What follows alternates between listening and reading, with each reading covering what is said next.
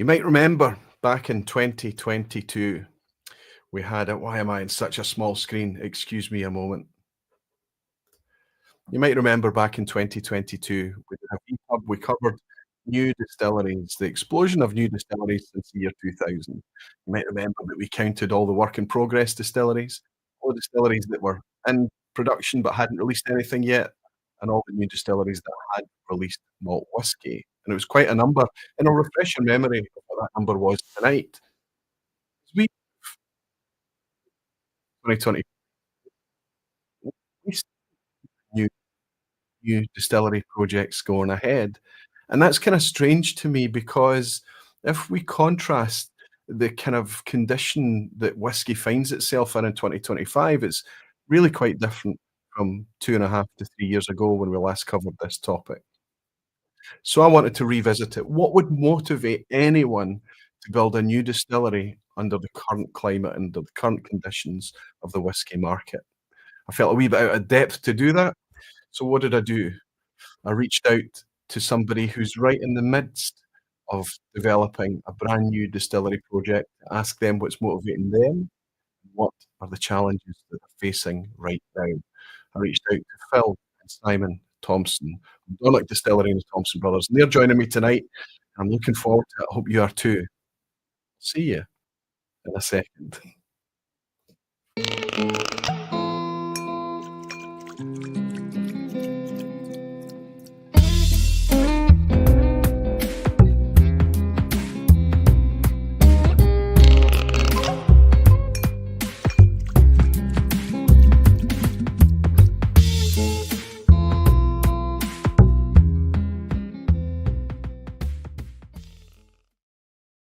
Hello, whiskey folk. Hello, everyone. Welcome to the vPub. Welcome to another Thursday night. Hope you're all doing very, very well. Hope you're sitting comfortably, and I hope you're curious to join me for our first guest session of 2025. I've been speaking to you guys over the last couple of weeks. I've been speaking to my patrons about the motivations behind putting a bit of a fire break in and not kind of focusing on guests on the vPub for quite a while.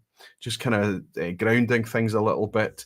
I was finding that it's difficult because a lot of people are excited to join. They've got things that they want to share and things that they want to talk to our community about.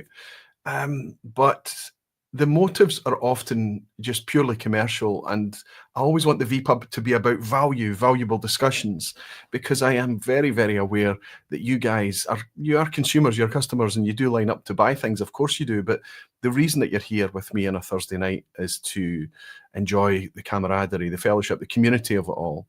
And if you are going to be listening to people having discussions about whiskey and aspects about whiskey, you want it to be something that's engaging and interesting for you, and you don't want to be exposed to brands in a brand parade and things like that. So the first 3 months of this year, well, I almost made it 3 months, 2.5 months, I decided just to stick with the solo topics and see how long it would take before anybody asked what had happened to the guests. If I was going to start 2025 guest sessions, I can't think of two more interesting, curious, or well-informed folk that I could sit and spend a session with other than Phil and Simon. Really, I could invite those guys on and we could talk about literally any aspect of whiskey, and I think we would have a good time. But when I was preparing this session, I kind of follow up to that new distillery session that we did way back in 2022, 2.5 or so years ago now. It seemed like it wasn't something I was going to be able to do in a solo session. I needed some insight. I needed people that could inform me why they're still excited to go ahead in development, why they're excited to go and try and find investment in all of the great things that's required, and what drives them, what challenges they're going to face in 2025 that they might not have been facing if they'd started the project 3, 4, 5 years ago, that type of thing. They didn't hesitate. When I reached out to them, they said, "Aye, absolutely," and we scheduled it for tonight, and I can't wait. I'm looking forward to it. But remember, Phil and Simon Thompson are not just involved in building a new distillery. You know, they originally came from their background of hospitality. They moved into Dornoch Distillery, that tiny little distillery that we did the live broadcast from in April last year. And obviously, they've moved into independent bottling, and it's a fantastic independent bottling label. It's tough to get a hold of some of the time, but they do put lots of easily available and accessible releases out there too. It's not all about single casks and special stuff and limited releases, right? They've just got the balance absolutely perfect. And I know that you guys, for those of you who are able to buy the stuff, are enjoying it too. This was a popular guest when I announced it.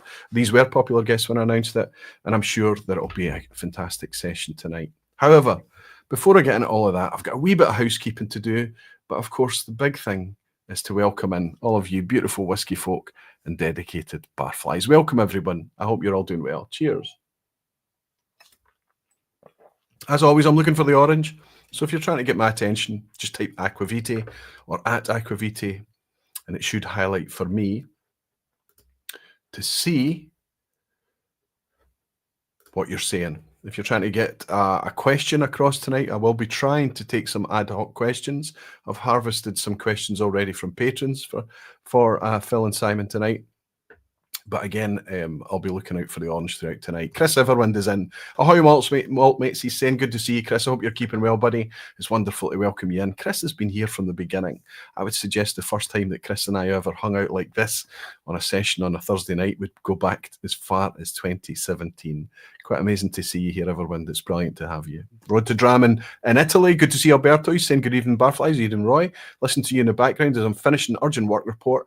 At least I have a TB BSW Dram in front of me. Fantastic, Alberto. I hope it goes well. If you want to tune us out for a bit and drop in when the work is done and you can put your feet up with that dram, that'd be great. Jean Kelly saying, I tried to check into the vPub an hour ago, was thrown off by the unusual 4-hour time difference until UK advances the clocks. Really looking forward to tonight's topic and guests. That's right, buddy. Of course, in the States, you guys have already changed your clocks for summertime.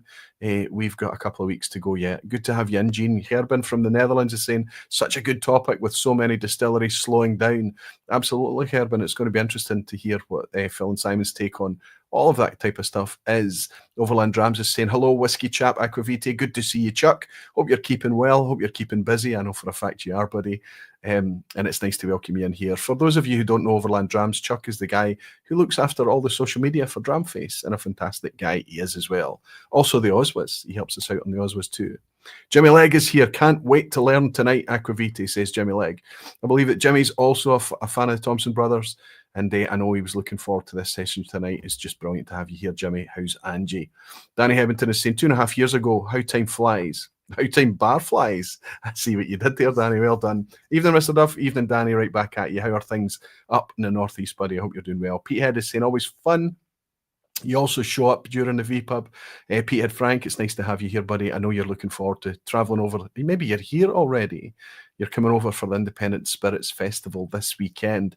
I need to just mention that as part of the housekeeping tonight. I'll let people know what's happening over the course of the weekend, and I hope to bump into a lot of you. That'd be fantastic. Annie Tiger is saying, it's always nice when it's just you, but it's always interesting with guests. Well, thank you very much, Arnie. It's wonderful when people... still turn up with the vPub when it's just me kind of talking head for a while. The chat just jumped and I realised that I've probably missed a hell of a lot of the chat tonight. Listen, if I've not been able to welcome you tonight and if I've missed your comments, even when you're highlighting my name, apologies. If it's an important thing, just repeat it throughout tonight and hopefully I'll get you. I see that Michael Henry's in tonight. Good to see you, fella. It's wonderful to have you joining us tonight in the background. Justin Wan is saying, good evening, Roy. Just got back from a busy work day. Good place to de-stress. Fantastic, Justin. Good to see you in Hong Kong. Ephead in Norway saying, Slancher Roy, I am stoked. Brilliant to have you here, buddy. And you're travelling this weekend from Norway for the festival, aren't you? Ian Williamson is saying, evening, Roy, and all the barflies. Really looking forward to the session. Should be a good one. Me too. And Gordon Fraser from Skye is tuning in saying, good to be here, Aquavite. I hope you're well. I am well. I hope you're relaxed and relaxing, Gordon. You deserve it, buddy. Glenn Duncan is saying, looking forward to this with Simon and Phil, the Dukes of Dornoch. That's brilliant. Like Bo and Luke, it's Thompson. Mirko Blokvich is saying, good evening, Roy. Looking forward to an interesting session. Mirko in Germany, fantastic to have you there. Glenn Duncan, I actually sent your T-shirt out today. It was quite a saga, buddy. Thank you for your patience, and it's amazing to welcome you in here as well. Mirko in Germany as well. Fantastic to have you. Ian Bruce is saying, good evening, Roy and the Barflies. Wonderful to have you in Whiskey Games. Matt Bishop is saying, hi Roy, sitting here booking tours for Isla Distilleries in April. We'll visit the old ones, but looking forward to Ardnahoe. I hope that you have a nice time throughout all the distilleries on Islay, but the spirit, the malt, the releases that's come out of Ardnahoe so far, for me, have been fantastic. I'll go as far to say that I think the best available widespread inaugural. They made 70,000 bottles of their 5-year-old when they released it last year, and I was blown away by it. Thought it was a fantastic prospect and great value. A new distillery founded in 2019. Very on topic. And Drew, our pal from Arizona, is in saying I should probably disclose Aqua Vitae that I discovered how to make the chat jump to my message to you. So maybe it's you that's behind all the chat jumps. And Tyree Kythe from Australia is here. Good to have you, buddy. How the weeds are allowed to get tonight. How in the weeds are we allowed to get tonight? Well, so Tyree, I can imagine that you would want to get right into the weeds with Phil and Simon. Let's see how it goes, buddy. Fantastic to have you. Michael Henry saying, Aqua Vitae and Roy, couldn't miss this one. 4-year-old Thompson Brothers, Cask 180, 10 days spent brewer's yeast fermentation in the glass. That's obviously Michael Henry being the distiller for master blender for Loch Lomond Group and on topic tonight as well. Wonderful to have you all. Fantastic. Cheers to everyone. Welcome. As I say, if I'm missing you, please just keep trying to get my attention. I'll do my very, very best. In my glass tonight is that Johnny Walker celebratory blend, the 200th anniversary celebratory blend. I've really been charmed by it. I really love it. I think it's a wonderful wee sipper, and it's going down really, really well tonight. Before we get into Phil and Simon, let's do a wee bit of housekeeping. Let's look forward to the weekend. Leith. This weekend, of course, the Independent Spirits Festival. The premiere is tomorrow night. That's an invitation-only thing. Friday night throughout the day, actually, the afternoon and the evening at the Scotsman Theatre, premiere running. Looking forward to that. But the big deal, the big event, of course, is the festival on Saturday. If you have a ticket for the screening, you'll be invited along for the first screening at 12 o'clock. And then I think they run on the hour, running up 12, 1, 2, and 3 o'clock for the 4 episodes of the docu-series on independent spirits, independent bottlers focused, of course. And then the festival itself kicks off from 4 o'clock until 8 o'clock. I'll be looking forward to welcoming you there. I'll be doing my rounds. I'll be going around to see what's on the table. I'll very much be standing on the punter's side of the tables. That's the only way to do festivals, isn't it? I hope that's okay. But of course, I'm on hand to help out and things if they need it too. And I just can't wait to welcome everybody that's coming into town for that. And of course, there is a tasting. I'm hosting a tasting at the Belfry on Sunday from 2 p.m. And we're going to, for the first time ever, there's going to be a couple of special treats from me there at that tasting, but there's also going to be the ability to taste some of the Aqua Vitae Barfly release bottlings side by side. I have to say it may be the last time that we're able to do that as well, because the bottles that I'm bringing along are close to my last of the stock. I never seem to buy enough from these releases when they come out for the archive. It's a bit short-sighted and naive, but nevertheless, that's where we're at. So I'm looking forward to seeing you there. I want to give a shout out for the Drinkmonger Festival as well. That's also happening this weekend in Edinburgh on Saturday and Sunday. They're running through the afternoon into the early evening. But the Drinkmonger Festival is everything alcohol related. So you're talking about fermented spirits, you're talking about beers, you're talking about cocktails, you're talking about, did I say fermented spirits? Fermented drinks, other spirits such as rum, and I'm sure there'll be cocktails and everything like that as well. And they also have a whiskey selection too. So if you didn't get, or you are not coming to the Independent Spirits Festival on Saturday evening, you might find that you can nip along to the Drinkmonger Festival. If you just hop onto royalmailwhiskies.com or search Drinkmonger Festival, you'll be able to get details on that. If you happen to find yourself in Edinburgh this weekend, all the more reason for us all to hook up in a hostelry somewhere afterwards, right? It'd be amazing to see you there. I also want to mention, just before we go, just to bring everybody up to speed with the Daft Mill and the Speyburn thing that we were doing. The Daft Mill you'll see here, there's the Aqua Vitae Daft Mill here. I've already rinsed a bottle of it. There was only that much left, and I took it into the Glasgow Whisky Club this week. Peter Lee snuck it away, took it home. it's out there and it's wonderful, and it's just a privilege to share it with everyone. It'll be released on the 25th of March to patrons first. So you need to keep your eye on the Patreon feed if you're a Patreon supporter of mine, and you'll receive absolute detailed instructions there how to get your hands on the Daft Mull. 362 bottles we got out of those 2 casks. So my hope and my theory is there are plenty to go around. But yes, I'm obviously going to do what we always do with these releases and look after patrons first. 25th of March, that kicks off. I shared all the details with everyone on Sunday night on the lock-in a few nights ago, and I'll just keep everybody up to date in the weeks ahead. Can't wait, just really excited about it. Now, you might remember the petition that Dramface put together. There was an article on Speyburn, and they specifically compared the Speyburn 10-year-old at 40% to Speyburn 10-year-old at 46% and unchill filtered, and they compared the two together. And they obviously had heard the news about Inverhouse's decision to remove the natural presentation for Speyburn, discontinue the 15 and 18-year-old as it stands, and go to 40% presentation for that range, which is heartbreaking for us whiskey enthusiasts. It truly, truly is. So we put the petition together on the back of that, and I can tell you that today we'll let it run for 6 weeks, which is the rough number that we thought would go with, 4 to 6 weeks. We're roughly at the 6-week mark now, I think, and we've just broken, I checked today, we've broken 1,000 signatures. Thanks to everybody that took the time to go in and sign that petition to let the people at Inverhouse know that we really care about the product, and we think it's vital that they try and keep their whiskies as natural as possible. Malt whiskey does not like to be diluted. It does not like to be coloured. It likes to be malt. It likes to be treated with care.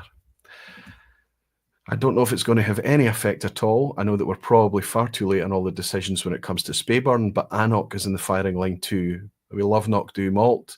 It's just a fantastic whiskey. The 16-year-old is coming back. Hallelujah, that's fantastic to hear, but it's heartbreaking to hear that they're going to chill filter it when they did not used to chill filter it.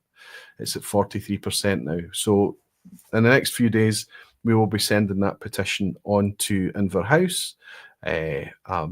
And letting everybody know, everybody that cares, what the community thinks. We'll be sending the petition and also links to all the comments that you've taken the time to write out yourself, giving your own opinion of all of that. Thank you so much for taking the time. It was really a big deal to have that kind of support.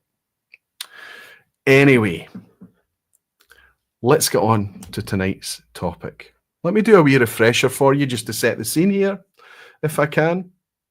I pulled in these overlays, and I've not updated these overlays, but you might remember the new Distilleries vPub we did in 2022. What I did is I shared with you all the stats about work in progress distilleries, in production distilleries without releases, and distilleries that are in production and have already released. And I'll just remind you of where we're at with that just now. First up, if we look at new distilleries that have already released products. So that's everything from Glengyle and Daft Mull and Kilchoman, some of the earliest new distilleries of this century, but right up to the very more up-to-date ones. Things like Harris and Ardnahoe are not on this map because back in 2022 they hadn't released yet. But if we count these new that have released, we were at 23 distilleries. Now, if we talk about new distilleries that are in production that have not yet released or had not yet released in 2022, I have to caveat that again. We've got a fair amount of those too, another 20 distilleries in production waiting to release their product. Like I say, we've got Harris and Ardnahoe. They would now go green now. They've released their products. And then if we look at work in progress distilleries, that's distilleries that had planning permission granted, they had finance in place, they were at some stage of, it wasn't just an on-paper, back of a napkin or idea, there was something, there was a press release involved, there was a project going ahead. So if we look at these work in progress distilleries, we number 27. So if we add all these together, work in progress, new distilleries not released yet, and new distilleries with product out on the market already, just in this, since the year 2000, So it's in the span of 25 years, we were counting 70 Scotch malt distilleries. Quite a staggering number. What's more incredible is that distilleries like Kythe, North Point up on the very north coast, Benbecula, Orkney, and Dearness on Orkney, they were not included in those numbers. And there are others on top of that as well. I don't think it would be difficult for us to be approaching a number of 80 since the year 2000. That's a lot of brands. That's a lot of retail shelf space required. It's quite crowded. However, for the most part, with some exceptions, these new distilleries, in terms of scale, were very, very small. Another distillery that is not included in any of those things that I've shared with you was all that we heard about. It was a distillery that was going to be planned by Phil and Simon Thompson. It was initially referred to as Dornoch 2 or Dornoch South. Was it Dornoch South? It wasn't a name, but recently they've released the name, and we now know that Phil and Simon will be going ahead with Struy Distillery. So, in order to talk about all of that, in order to ask them why, and in order to just have a nice night talking about whiskey, let's, for the first time, welcome in Phil and Simon behind the bar on the vPub. How are you doing, gentlemen? Nice to welcome you. Oh, you're absolutely... No, you're not muted. It's me that's muted. Sorry. Let me try that. Awesome. Can I hear you? Yes, sorry. It was at my side. I was muted. That's all right. It's been a wee while since I've had guests on. It's nice to welcome you. I said the first time, this is the first time I'm welcoming you behind the bar, but of course, you've welcomed me. And it was about a year ago, Savvy and I came up to join you there in that very room that you're sitting in right now, and we broadcast live from there. How time flies. It seems like just a couple of months ago. But I know it's been a very, very busy time for you too. I talked about the fact that you had started off in hospitality, your collection, your whiskey behind the bar there at Dornoch Castle. You already got a bit of a name for yourself, sharing some of the finest whiskey that people could seek out in Scotland. From that, you move on to distilling your own spirit at the converted fire station just behind Dornoch Castle there, Dornoch Distillery. And then you move on, of course, to an independent bottling label that's taken off to the point that you were not only my, a wee modest humble shout out for you, my independent bottler of this year, but you received the community's independent bottler of the year in the Oswas last year. The Thompson brothers took the plaudits for that as well. I mean, how do you find time to breathe? Well, we only got it because Signatory had to sit it out, but yeah, we'll take it. We'll take it. Yes, that's right. It's going to be interesting to see what happens the next time on the Oswas. Absolutely, yeah. Fantastic. So it's been to say that you guys have been successful at what you do would be a pretty it would be understating it a little bit, right? Most of your stuff is released on ballot. All of the stuff from the distillery is released on ballot, correct? All of your single casks, all of your malt. We've been trying to slip out a few little market exclusives there on the export, but only little dribs and drabs so far. It's really been, has it taken you by surprise how successful it's all been? Yeah, I don't know. Yeah, I mean, yes, I think so. Yeah. I mean, we never really had time to kind of consider it and ponder on it, really. It was just, we kept our heads down and kept doing what we enjoyed, and we tried to do the best by the whiskey community, and, you know, constantly referencing the touch point of, you know, running the bar and working behind the bar and basically applying what we wanted to see in whiskey and what we felt was lacking to our bottlings. And then, yeah, people liked it, you know, and that's the main thing. So we kept doing what we're doing and tried to stay honest and true to our kind of outlook and philosophy in whiskey, really. Yeah, I mean, we're hobbyists, so we always think of everything we're doing through that lens when it comes to selection, pricing, presentation. Yeah, we're applying that lens as hobbyists, making things for putting out liquid for other hobbyists. So yeah, hopefully we hit mark most of the time. Yeah.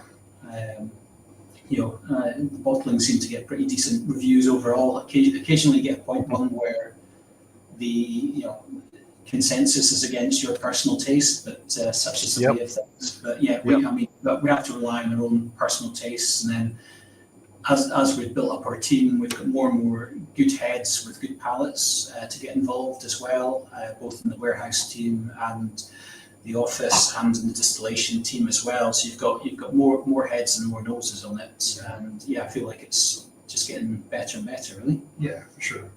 I think one of the things that I have to talk about if we talk about the Thompson brothers is relatability, and I think you touched on that. You've mentioned that there, Simon, where if you're still coming at this, you say hobbyists, if you're still coming at this from the enthusiast side of the table, right? If you're still able to imagine the type of things that you would love to see out there, I think that's part of the secret sauce, right? I think it's the fact that you still are very much ground. And then if anybody speaks to you at a festival or a tasting, whatever it may be, if they visit you up there in Dornoch, the relatability factor is very high. The fact that you're still super passionate. We're going to touch on that a wee bit later about what keeps you passionate and things like that. I've harvested some questions from the community that I'll pitch to you a wee bit later.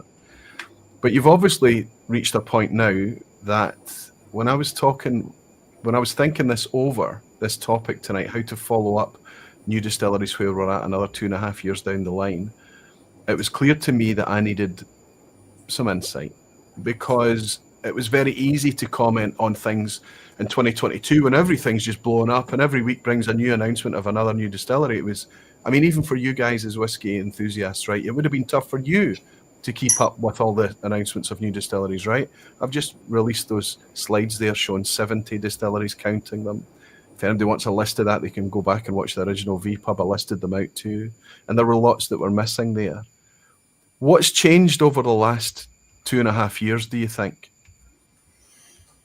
What's changed? The world, everything. Yeah, you've kind of had a perception change for sure, because whiskey's been on a bit of an upswing for a while, and probably accelerated unjustly during COVID. Yeah, it was on a natural trajectory, and then COVID just slipped everything into overdrive. Whiskey was already in quite a bit of an overshoot, shall we say? Yeah. And whiskey's always going to have those overshoots and undershoots when you're trying to make something today and predict what the market and the demand is going to look like in 8, 10, 12, 15 years. There's always going to be a mismatch, and we've just come out of one overswing where there was a tightening on especially older stock. More core stuff the pricing stayed roughly in line with inflation, with a few exceptions. I think you covered it pretty well a few weeks ago, comparing your price rises and price rises, and then those who have kept their prices stable.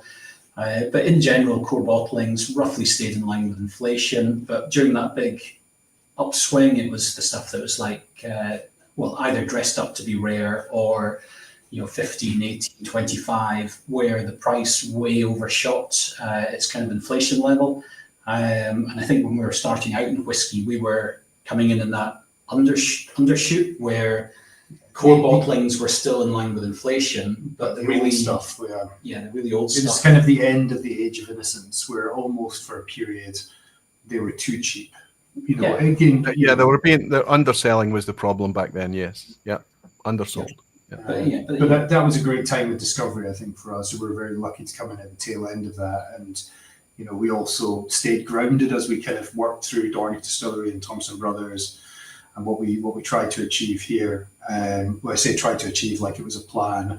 I don't think it was a plan. We just managed to fumble our way through. There always has been a plan, because there's a certain degree of conservatism which took into account that you were always going to have these mismatches. And when we originally designed and built out Dornoch Distillery, we tried to structure it in such a way we got up and running with no debt, started laying down stock. And the idea was that if all of a sudden, we had global prohibition, some giant black swan event happened, who knows what, you could just close the door and walk away from it, and it was secure.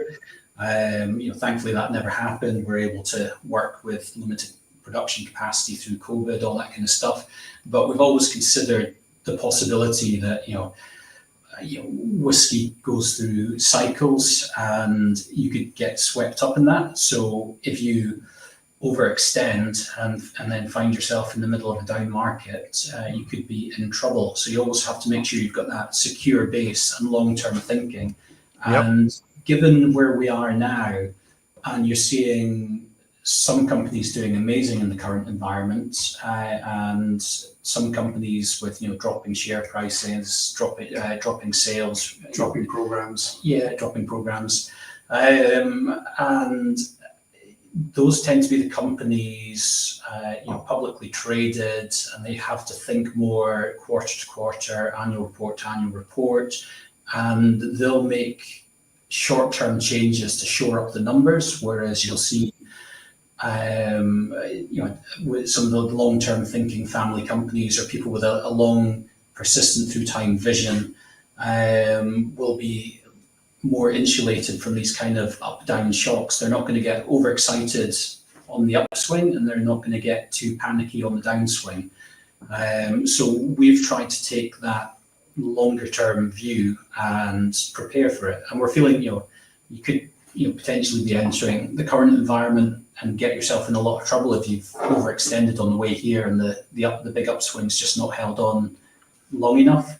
But yeah, that's the risk. And whiskey's a long game, so you have to think long term if you're in it for the long term. Well, that's what I'm thinking about as you speak there. Obviously, you've spoken. There's really quite a conservative, modest, humble thing in order for you to almost toe in the water and for you guys to see, are we going to actually enjoy making whiskey, or is it just a dream that's going to end up turning a nightmare, right? But you've done it. Dornoch has been going now for, how many years has Dornoch been going? It'll be 8 years this summer. Yeah, The actual malt whiskey 2017.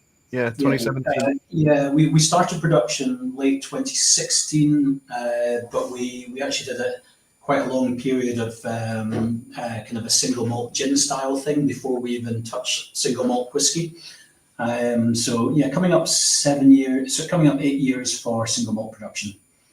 So that's a considerable toe in the water, and it's be fair to say that the scale of Dornoch, there's just not enough whiskey for it to go around. Okay, it's probably. Is there a more scarce malt whiskey on the market right now? I don't think there is. How many casks a year do you fill at Dornoch? We do about a barrel a week. Yeah. So if nothing breaks and everything runs smoothly, we'll do about up to 12,000 litres of alcohol, which is about 18,000 litres into barrel. So yeah, not a lot. Not a lot. Fantastic. And that all happened on the natural upswing. That always started. It was already going well before COVID kicked in. Okay, and then COVID kicks in. Everything is exaggerated. Everything goes a bit crazy for a while everywhere. At overheated secondary, investment starts to come into things like we've never seen before, or not in our lifetimes at least. And then obviously we're now suffering a wee bit of a contraction and a hangover from that. We can see we're hopefully going to be able to talk about a lot of the changes and the dynamics that we're seeing throughout your businesses there. But you're in a situation now then where things are, like you say, it's a bit of a mixed bag. There are successful companies out there that seem to have navigated it quite well and are doing quite well despite it all.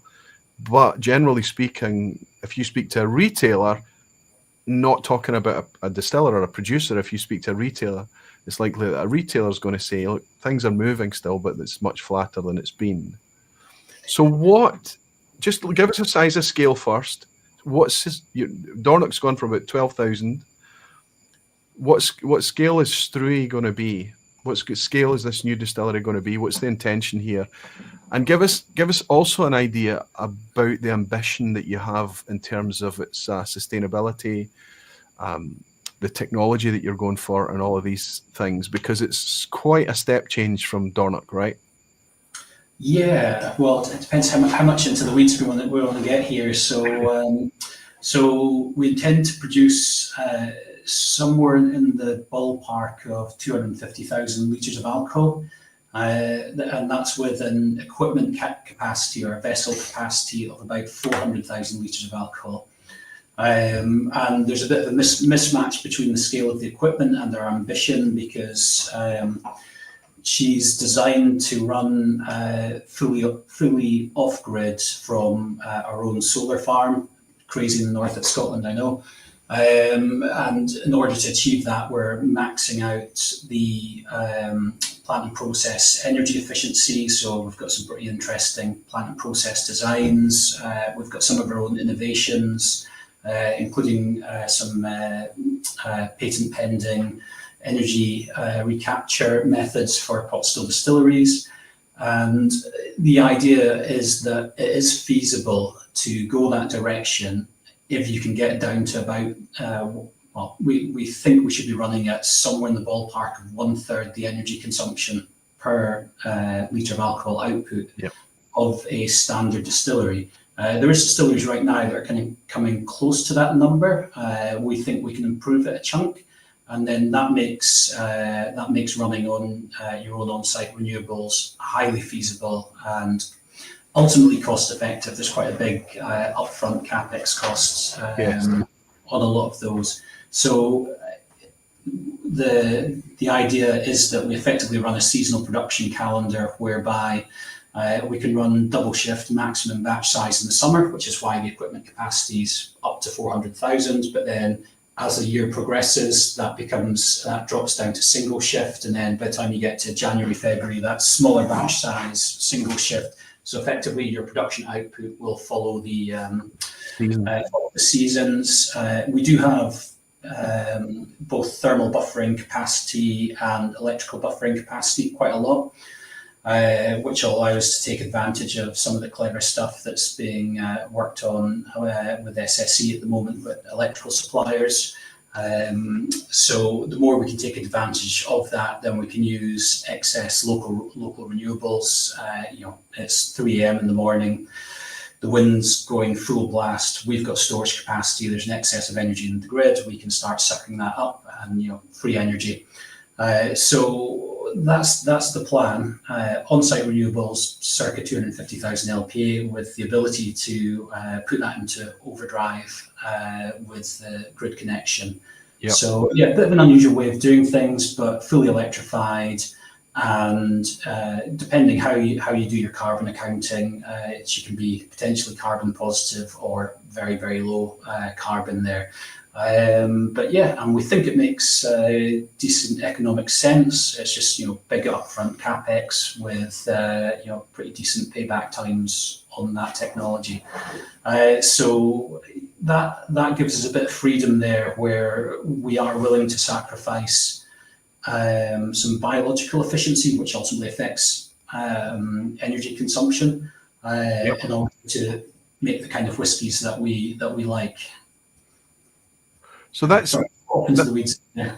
No, that's okay. I don't think that was into the weeds at all. I think it's really quite concise, and it's a really nice summary for anyone. But I'm mindful as you speak, if you're going to scale something from 12,000 to Dornoch, and sorry, I shouldn't be comparing Dornoch to Struy. They're going to be completely different things, and Dornoch is not going to disappear. It's going to stay with us, right?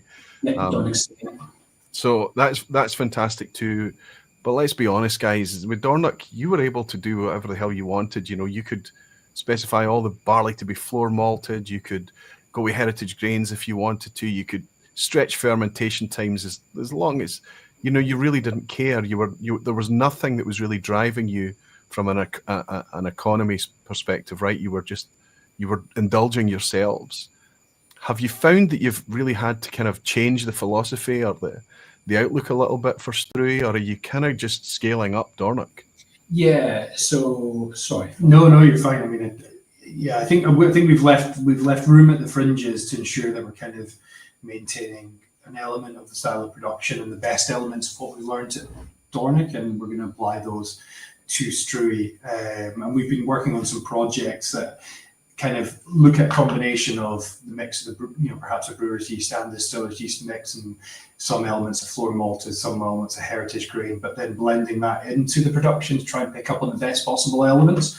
But we also, as Simon talked about, having that kind of seasonal production curve where you're doing essentially your double shift production in the summer, where your fermentations are slightly shorter, but still, they're still talking about 5-day fermentations in that range of, so it's still fairly long by industry standard. Well, peak summer when you're running maximum batch size double shift production, you'll have we've got quite a huge fermentation capacity built in. So peak summer, she'll run at 5 days, and then of course as the energy decreases, your fermentation times can get longer because there's more capacity in the vessels. So that smaller production in the winter can be running on extremely long fermentation times. Yeah. So we're kind of like we're pretty inspired by what they do at Yamazaki, rum distilleries in the Caribbean, even the likes of Loch Lomond, where you're making different marks within the same facility, and then we're going to use them as kind of elements to blend into our kind of core product, whatever our core product chooses to be, and then it allows us to to pick really great single casks throughout the year on different styles, and using kind of different metrics to do that. So it's a pretty cool concept. But instead of us just going like peated and unpeated, and that's what we do, and we do a campaign of peated and a campaign of unpeated, we can do all sorts of production styles. That's at least the goal. There's probably a little bit more plant and process design, some split receivers and all sorts of fun stuff that we can get into the weeds on. But that's at least the direction we're trying to take it. Yeah, and it's informed by the experience we've gained in blending over the last few years, and then also again looking at the Japanese distilleries where they don't have that history of, in Scotland there's you trade for what you don't have for your blends. So you've got a peat distillery, you'll trade with other distilleries to get what you need for the blending. So there's this big kind of swap market that's historically and still is heavily tied to blending.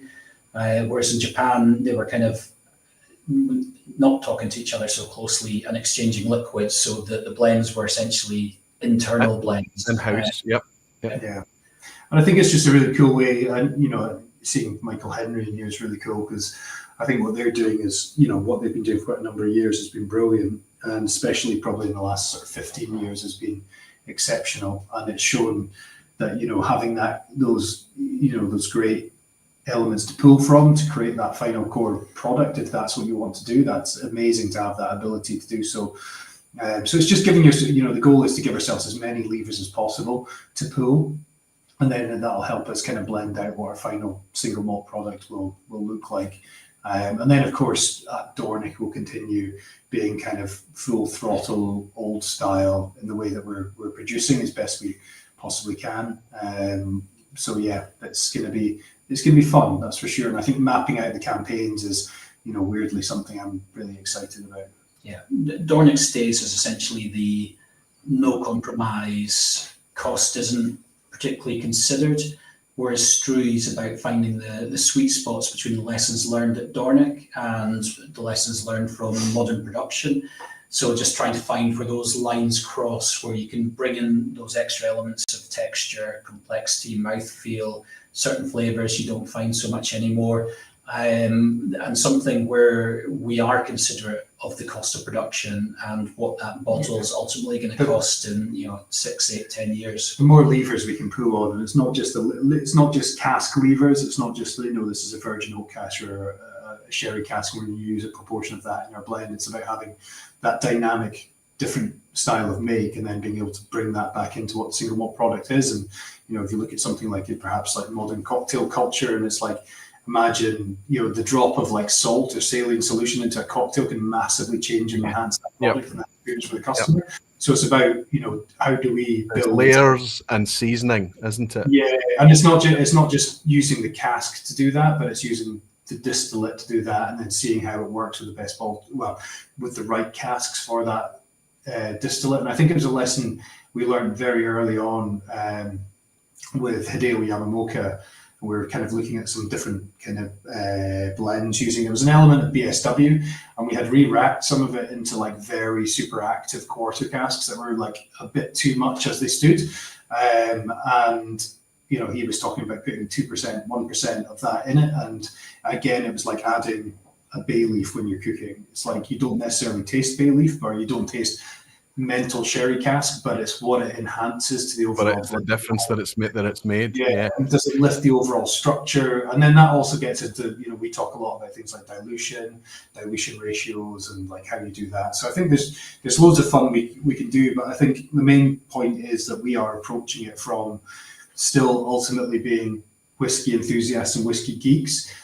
But yes, we are economically aware that it has to be a viable commercial product, so it has to be approachable. Well, even whiskey enthusiasts and whiskey geeks, even the geekiest of us, still don't like to spend too much money, right? So we appreciate that. Thank you. And it's interesting that you mentioned Michael Henry, because anytime that I spend speaking to Michael and his company, talking about what he's making and his aspirations and the creativity that he's employing there, very rarely do you ever end up talking about casks. It's always about the flavour that's put into the spirit before it ever goes near wood. It's about those different marks, as you called them, and things.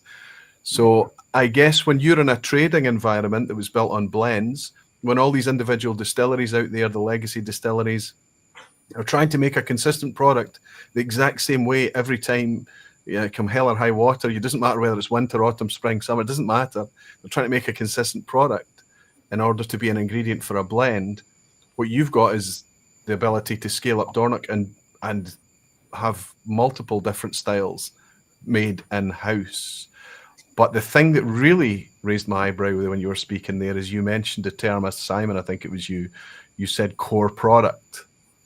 So I don't know about you, but I have a strong feeling that some of the distilleries that's come onto the market in recent times, or some of the distilleries that's faltered, let's be honest, as well, have failed to bring even geeks and enthusiasts a reliable anchor, a core product, in order to connect with the distillery and understand where they can start to explore that distillery.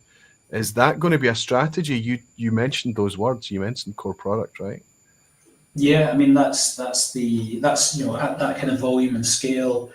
I think it has to very much be built around larger core products, larger releases. You know, almost the polar opposite of Dornoch, where you know, there probably will never be a Dornoch core product. There'll maybe be small vattings here and there, single casks. It's just not got the scale to pull that off. But when you jump to such a significant scale, I think you do have to build around a rock solid core product at the right price point. You know, that's where we want to be competing at in the future, is, you know, in that kind of ballpark range of where your kind of, you know, 6, 7, 8 year old new wave distilleries are just now. Obviously adjust for inflation moving forward, but you know, that kind of like, you know, 45, 50, 55, 60 pound range, depending on strength, etc. Alcohol duty, but, you know, inflation, and the future equivalent.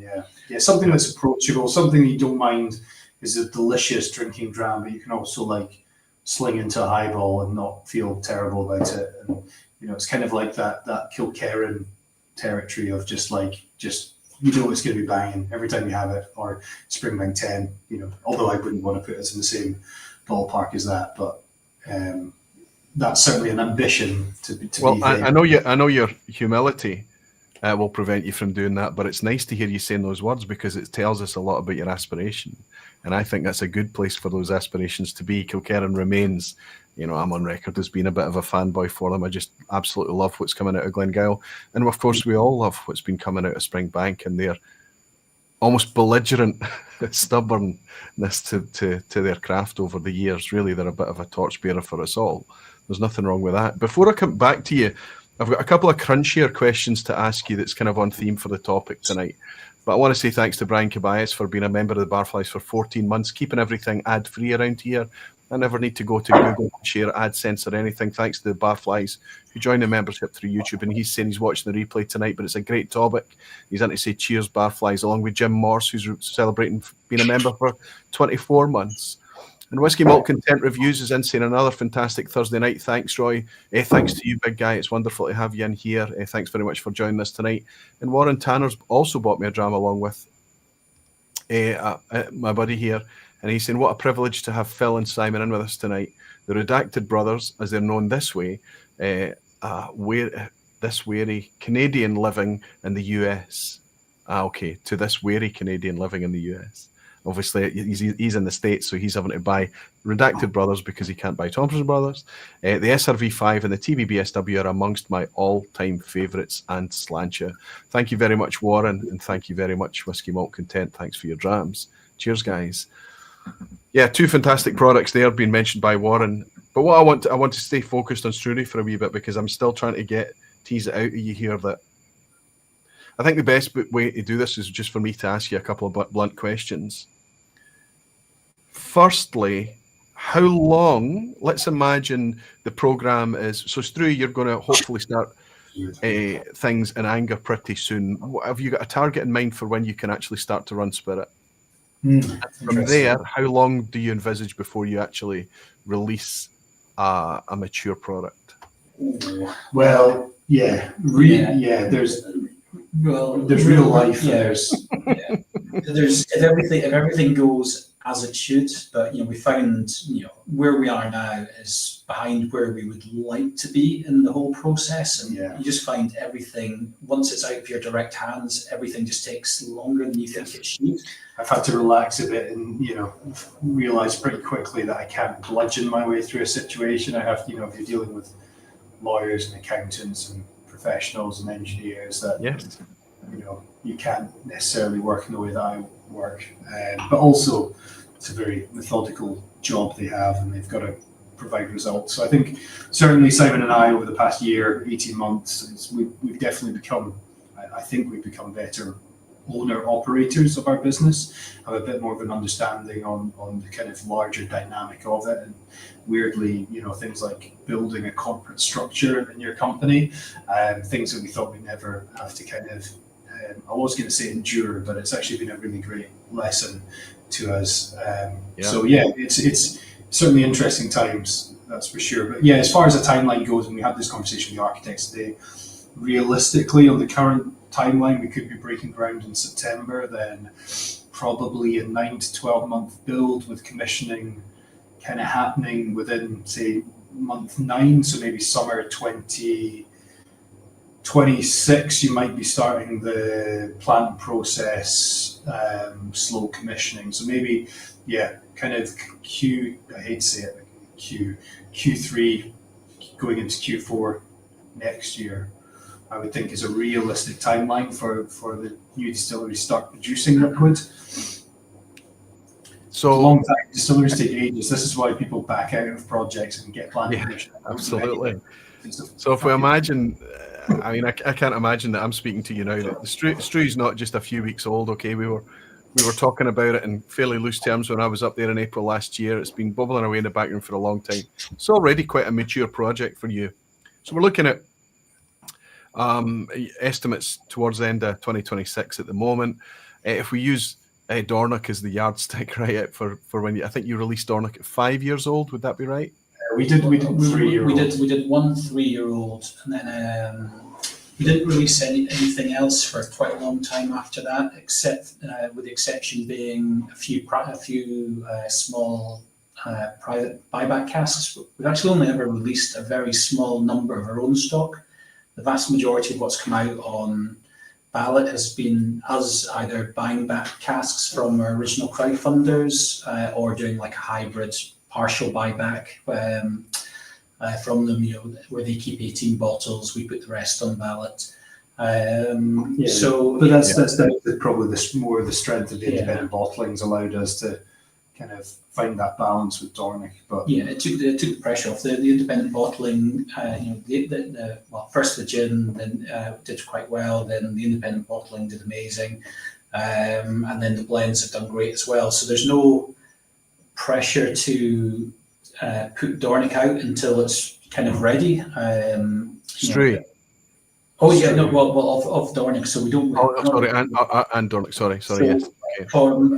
We're hoping from a Struy perspective that we kind of the longer we can possibly go without having to, we kind of mapped out putting out a really great 5-year-old and with a visible age statement on 5, and I think You know, and these are like in financial models on like projections. I'm saying like what's the sort of equilibrium between what we think we can do as a great spirit, but also kind of sustainability of the long-term business. And it has to like, you know, that's the situation we're in. We're not in Dornick territory now where it's like the independent bottling's just paying for all the production and you can kind of do whatever the fuck you want. It's great. But it's about, well, it's after Watershed, isn't it? Yep, no, it's fine. It's absolutely fine. There's no red faces in this lounge, don't worry. So it's about finding that equilibrium point at, you know, perhaps production year 5, but if we don't find the liquid as good, or we're in a position where we're comfortable at that point, then hopefully we're financially in a position where we can further mature. But I really like the idea of having a 5-year-old. I think, you know, there's been a lot of epic 5-year-old whiskies over the, you know, the past 50 years. And I think looking at like some going from like these 5-year-old Glen Grants at 100 proof that were bottled in the 50s and 60s, and, you know, Springbank did a 5-year-old, and Milton Duff did a 5-year-old, and Klein Leash did a 5-year-old, Ord did a 5-year-old. Like, these are brilliant whiskies, but it's about, you know, what you're putting in at the front end, thinking about your dilution, thinking about your cask, thinking about your structure, and about presenting something so it really drinks amazingly well at 5 years old. So, yeah. But if we, you know, financially, if we don't need to look at something at 5-year-old and we can look at 7, we can look at 8, that'd be an amazing. If you're in that daft mill position, that's like the dream for all whiskey producers, is to be in that position where you can kind of just look at your inventory and let it further mature and not worry about cash. But it's just finding that equilibrium. Yeah, we've got quite a conservative financial model, which just kind of represents if everything just goes fine, what does it look like? And everything turns out not too bad if everything's just fine. And in that situation, maybe you do a 5-year-old. If everything goes as good as it possibly can, I mean, Thompson Brothers is maxed out at its current facility. We're moving to a new facility that effectively uncaps Thompson Brothers, both the blends and the independent bottlings. We've got a lot of new projects in the pipe, new products we've designed, developed, things coming out in the next few weeks, which are pretty cool, which are designed to be, you know. Anything you want to share? Anything exciting? Anything? Give it a few weeks. Give it a few weeks. Not too early. But yeah, it's a fun one, and if it goes down well with people, we can keep doing it, and it keeps changing, keeps being interesting. So we've done it. With having a scaled facility for both bottling, logistics, we've been designing scalable products. So we're gonna put one of them out in advance. Hopefully early April-ish. Yeah. It's already being bottled, but it's a bit complicated. So we'll see if we can get it out to people by April. Yeah. Well, I've been putting together all sorts of wee dots on that one to try and work out what it is, and that's the one I'm pretty excited for. I think it's going to be an interesting thing. But we'll wait patiently for when you're ready to share a bit more about that for us. No problem. Yeah, don't worry. We've maybe been a bit loose lips on it, but we'll try and hold on to it for a little bit longer. I'm seeing the eyes from Rob Halford in the chat bar. Rob's inside knowledge. He's your man. If you want to Spanish Inquisition anyone, it's Rob. Yeah. But yeah, I mean, if we can make use of that massively increased capacity, if we get a lot of stuff out to people, if things go great, it takes the pressure off. You know, where we want to be in a position is doing a 5-year. You know, we'll design for a 5-year-old. You know, to really hit it right at a young whiskey at scale takes quite a lot of design, I think, and we'll design for it. It's got to be a young, repeatable whiskey, so as in not from us just repeating the production and the output, but also from a consumer's perspective, they've got to feel like, oh, instead of, as you find with perhaps a lot of new whiskies where you get a bit of fatigue on them, where you're like, yeah, it was nice, but it needs to be like, that was excellent, and it's not too expensive. I'll go back and have another. I love Lockley's new labels for the 6-year-old, where the 6 is like really super cool. bold. Yeah, that's right. Yeah. And I think there has to be a lot of pride in that, and we have to bring back the pride in single-digit age statements and let people understand that not all whiskies are made the same. You mentioned a lot of this. I mean, Ainsley and Hebron, the Klein Leash, I think you were referring to there. You're talking about the Glen Grant, famously the Glen Grants that would have been sold in Italy. at 40% and at the 100 proof with a 5-year age statement on it, right? But recently, the inaugurals that have really set the head of the light have been 5-year-olds. The Ardnamurchan waited 5 years for their inaugural. Yeah, Ardnamurchan was brilliant. Ardnamurchan was a fantastic inaugural. Absolutely loved the stuff. Still love the stuff. But they waited 5 years.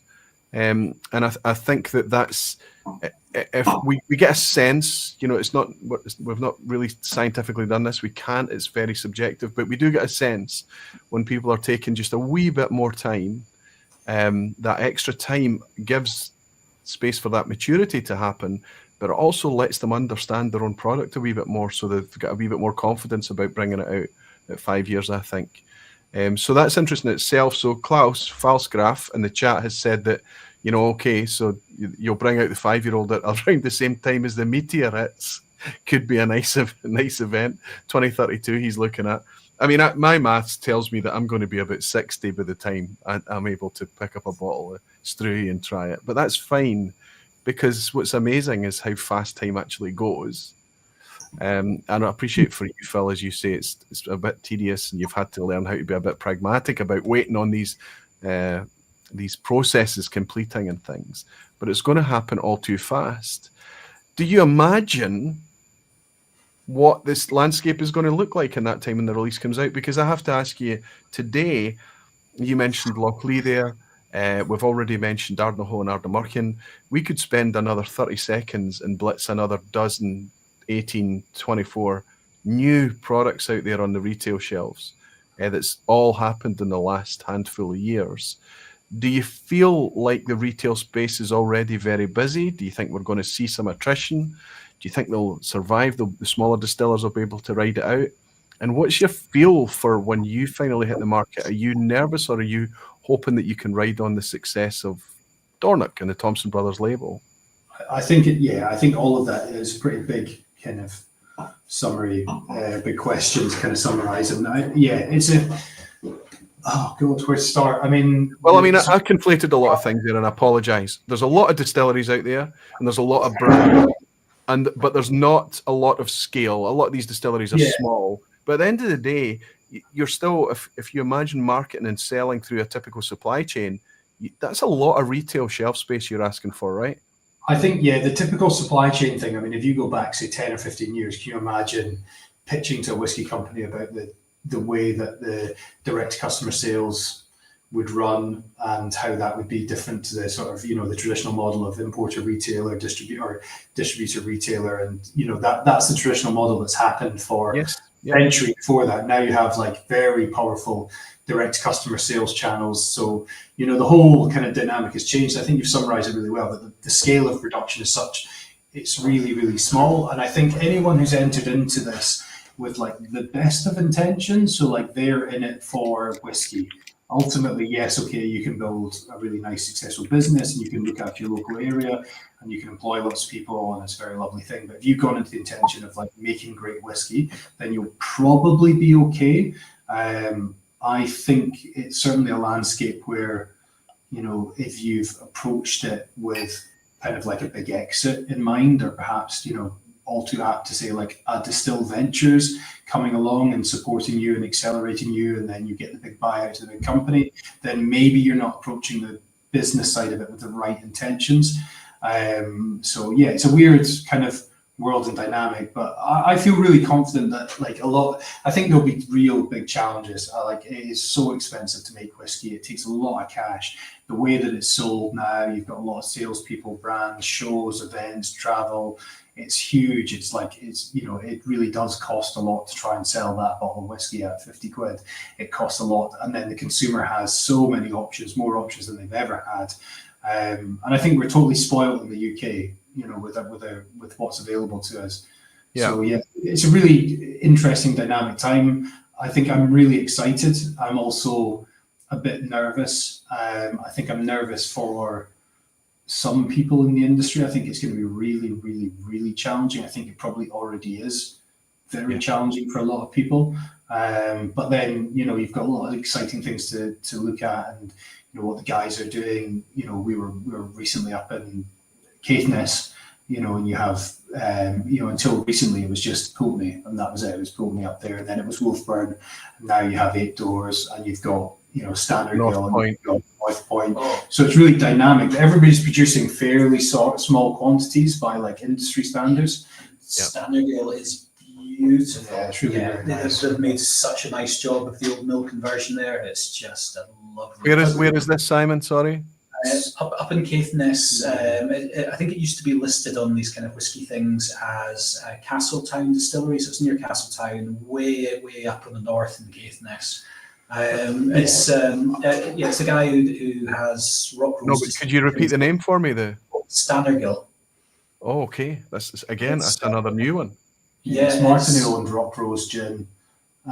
Again, somebody who's entered into the market with like the best of intentions. He's really enthusiastic whiskey producer. But yeah, going back to the way that whiskey sold, if you 15, 20, 25 years ago, talking about online direct sales, direct to customer, cutting out the supply chain, that would be unheard of. And then you go back even further and you talk about like direct sales through a visitor center.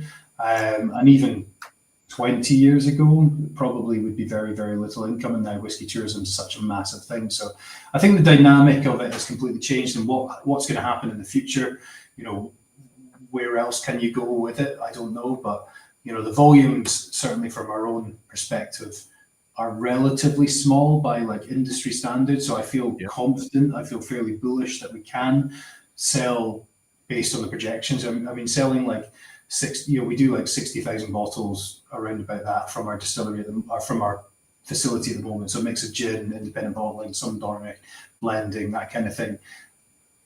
So like going to 120,000 from one single distillery, if the quality is good enough, that doesn't scare me. It really doesn't scare me. And then finding that equilibrium, 150, 160, maybe touching 200,000, that doesn't scare me. It's a big old world that's like really receptive. And, back in the day, 10, 15, 20, 30 years ago, it's like, how do you sell in South Korea? Okay, you send somebody, they get boots on the ground, they do tastings, they do events, they go after it. Now you can sit on a YouTube and you can do it online, and you don't have to make that same massive investment that perhaps you would have had to make. And so it's an interesting world, but I just don't know. I don't know what the future's going to hold. I think I'm definitely nervous, but I'm also very, very excited. I think there's a lot to look forward to. But yeah, so I've kind of ranted. No, we love the rants. Well, I tell you, I might try and pull this in a little bit, because just mentioning some of the other distilleries there, the kind of headline question: who's still building distilleries and why? And I thought I'd throw this out to a few other distilleries that are in construction or post planning at detailed design stage, just to see what people's what their thoughts on that, what their justifications were. And these are all people with different motivations, but I think it's good to see the reasoning as to why they keep going. So you've been canvassing for some other opinion. That's fantastic, Simon. Yeah, I thought it would. I'll probably have to give a summary. Anonymize it? No. No. But some of my friends are quite verbose, so I might have to summarize this a little bit. So no problem. Thanks to Helen Williamson for joining the Barflies. Thank you, Helen. Yeah, go ahead, summarize away. This is fantastic. So yeah, our friends at Kythe Distillery, quite excited about that. We know they're going to make good whiskey. They'll go through the same process we went through, and that's going to be really interesting to see how they come out the other end of that development phase and what it's going to end up tasting like. They've got the right philosophy, heart's in the right place, and from their point of view, they know that they are super niche. And their justification to themselves is there's enough hobbyists out there in the world. There's enough people who are looking for that kind of liquid, which at the moment it's kind of a category of one with what we do at Dornick. There's been some glimmers with James Eadie's 1927 project. But it'll be nice. Also with the Loch Lomond's projects. They do annual projects. Yeah. But I guess we're the only ones who are like all in on it. There's some nice little glimmers of interesting things happening for like a season or a run. James Eadie 1927 project is really cool. Yes. But yeah, they're going all in on that, and they're very aware that their ultimate success will be directly tied to how good their whiskey is and how close it is to their personal benchmarks. Ah, nice. Cool. I've yet to tuck into it. I'm waiting. There's one or two pals that I would like to. But of course, at this stage, this is a box full of new make spirit, which is still fascinating, of course. But we have the ability to, if we choose to get super geeky today, right? Yeah. Sorry to interrupt, Simon. Just as you mentioned the James Eady project. Yeah, James Eady project there. That was a lot of fun. But yeah, and we know that Johnny, Angus, Aaron, they're real whiskey lovers, and as much as it is a business for them, it's going to be their lives for a while. But it's a very different thing from what I would term as cynical money, where maybe some people have seen the line go up, I'll jump on that. These guys are in it, whether it's up, down, sideways, which is great to see. And it's good to understand people's motivation about why they're still sticking in it. Had a little chat with William Doby at Managing Director of Rassie Distillery, obviously, and got the Macrahanish Distillery project on the go. Yep. And they're coming at it from a kind of multi-generational family legacy point of view with that very, very long-term planning. So they've independently got some money behind them from previous businesses, and they're making Rassie work. It's doing a really good job. And so, expanding that group's the next step. Maybe we'll be having that conversation in 10, 15 years. I don't know, for a third, but probably not. But yeah, and again, you see that where people have long-term thinking, multi-generational views. And in this scenario here, I mean, you build a distillery, the kind of like new wave scale, you're talking 5, 6, 7, 8, 9, 10 million pounds, depending how big, how fancy, what kind of tech you're employing, just to get the whole thing up and running. But then, 1 ton operation, you probably need one and a bit million pounds a year just to produce, lay down stock for 3, 4, 5 years. And if you don't have something else going on, it can take a long time to hit your break-even point. So, for a distillery in this environment to carry on, it needs to be able to handle those early years and know what they're doing about that. So Macrahanish has Rassie to support it. It's got the Doby family have been backing it with their own money. I don't think that there's any other private interest. They've done a little bit of cask sales. Obviously, Johnny, Angus, Aaron, Kythe Distillery, they've got investors. They're looking to do cask sales to get them to assist through the early years. Yes. But every distillery needs a plan to get their way through the early years. All the better if you're like Arden American and you've got a Delphi on the side that can support. And it's effectively what we did with independent bottling and a little bit of gin, supported Dornick.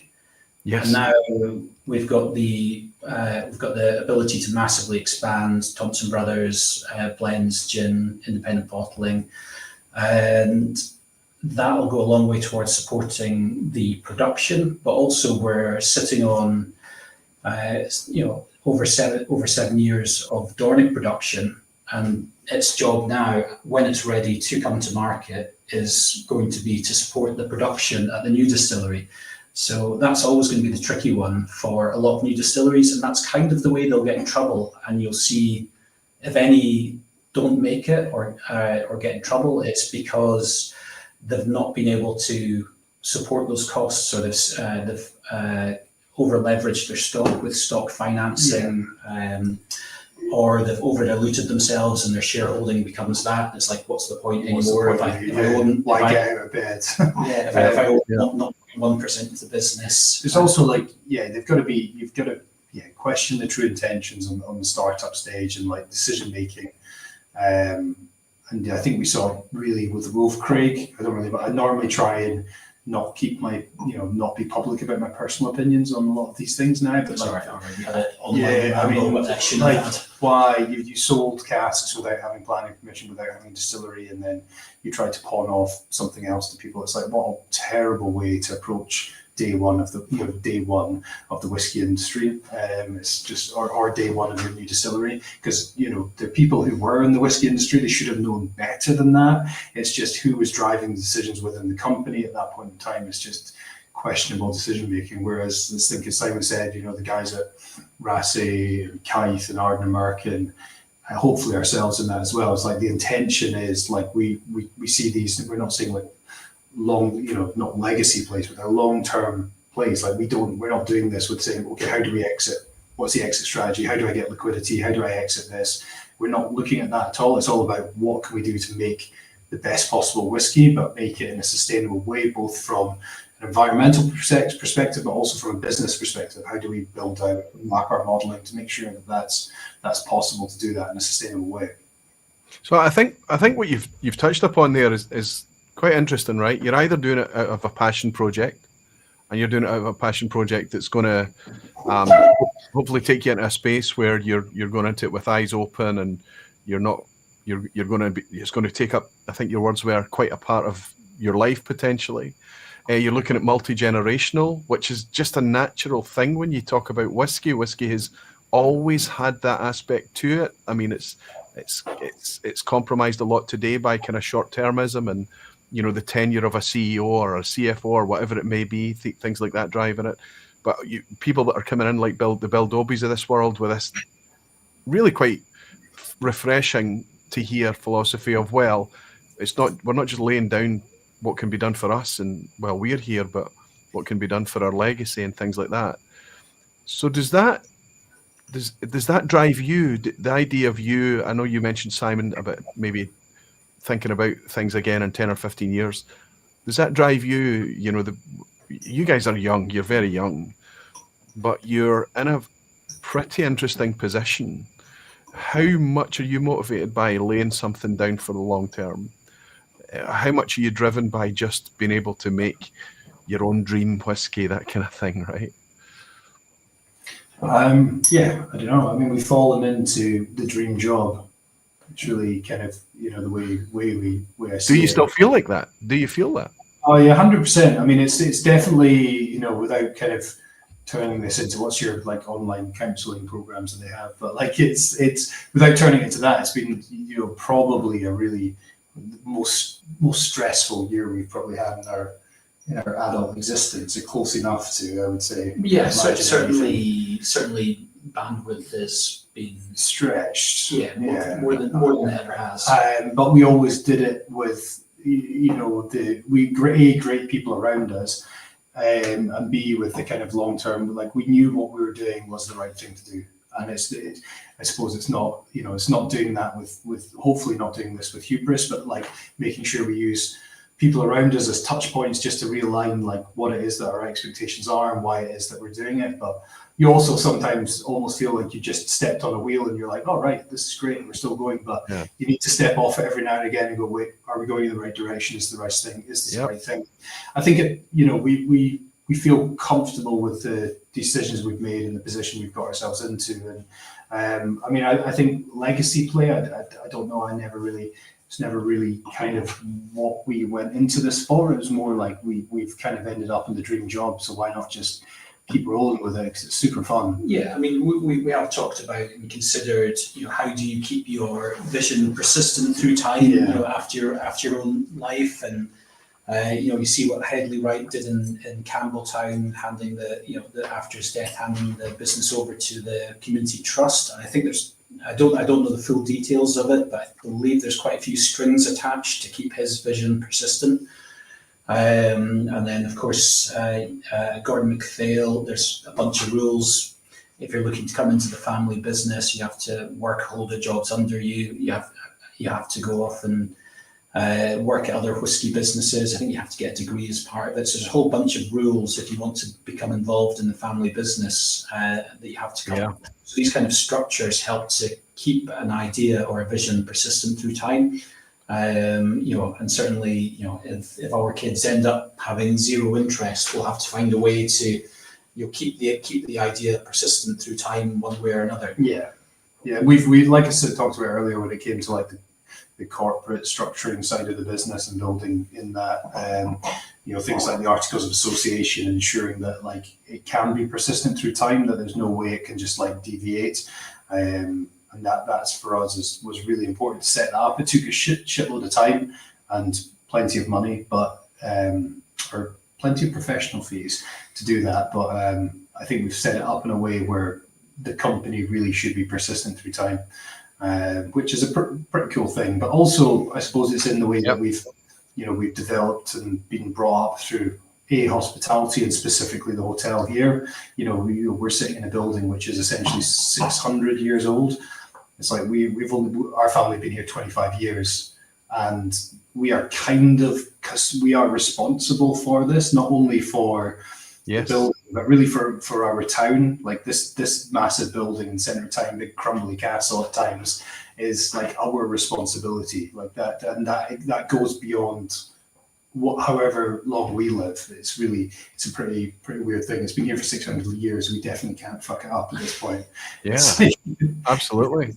Got to stick with it. So I think we see that with whiskey as well, and it's not for we're I think for us it's never been like money's the thing that motivates us, and that's why we set up a distillery, because that's not why we've done it. We worked in hospitality, we set up a distillery, we sold our own house to build that distillery, and we've been really, I think until recently, when we got really pushed hard by our chairman to give ourselves more money, he was like, you can't go and fundraise paying yourself so little, but for us, we're like, well, we don't need it. We're doing this for this like long-term project. Why we do, I don't need money in my pocket now, but it was all about an optics thing when you go into investors, and they need to make sure that they need to know that you're motivated, but then that's not what motivates us. But that was maybe an optical thing for some investors. But playing the game.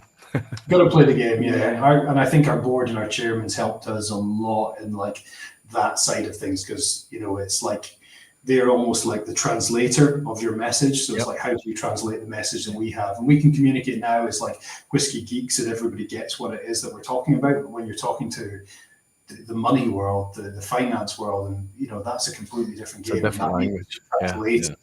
Into what we're doing. My trick is I just put it straight back into the business again as a director's loan, which you can then take out tax-free in the future, plus a decent interest rate whenever you feel like it. But you don't spend any money on anything, so well, I wasn't pay went up, but my lifestyle didn't change at all. So I was like, I'll just stick it back in the business, buy another cask this month.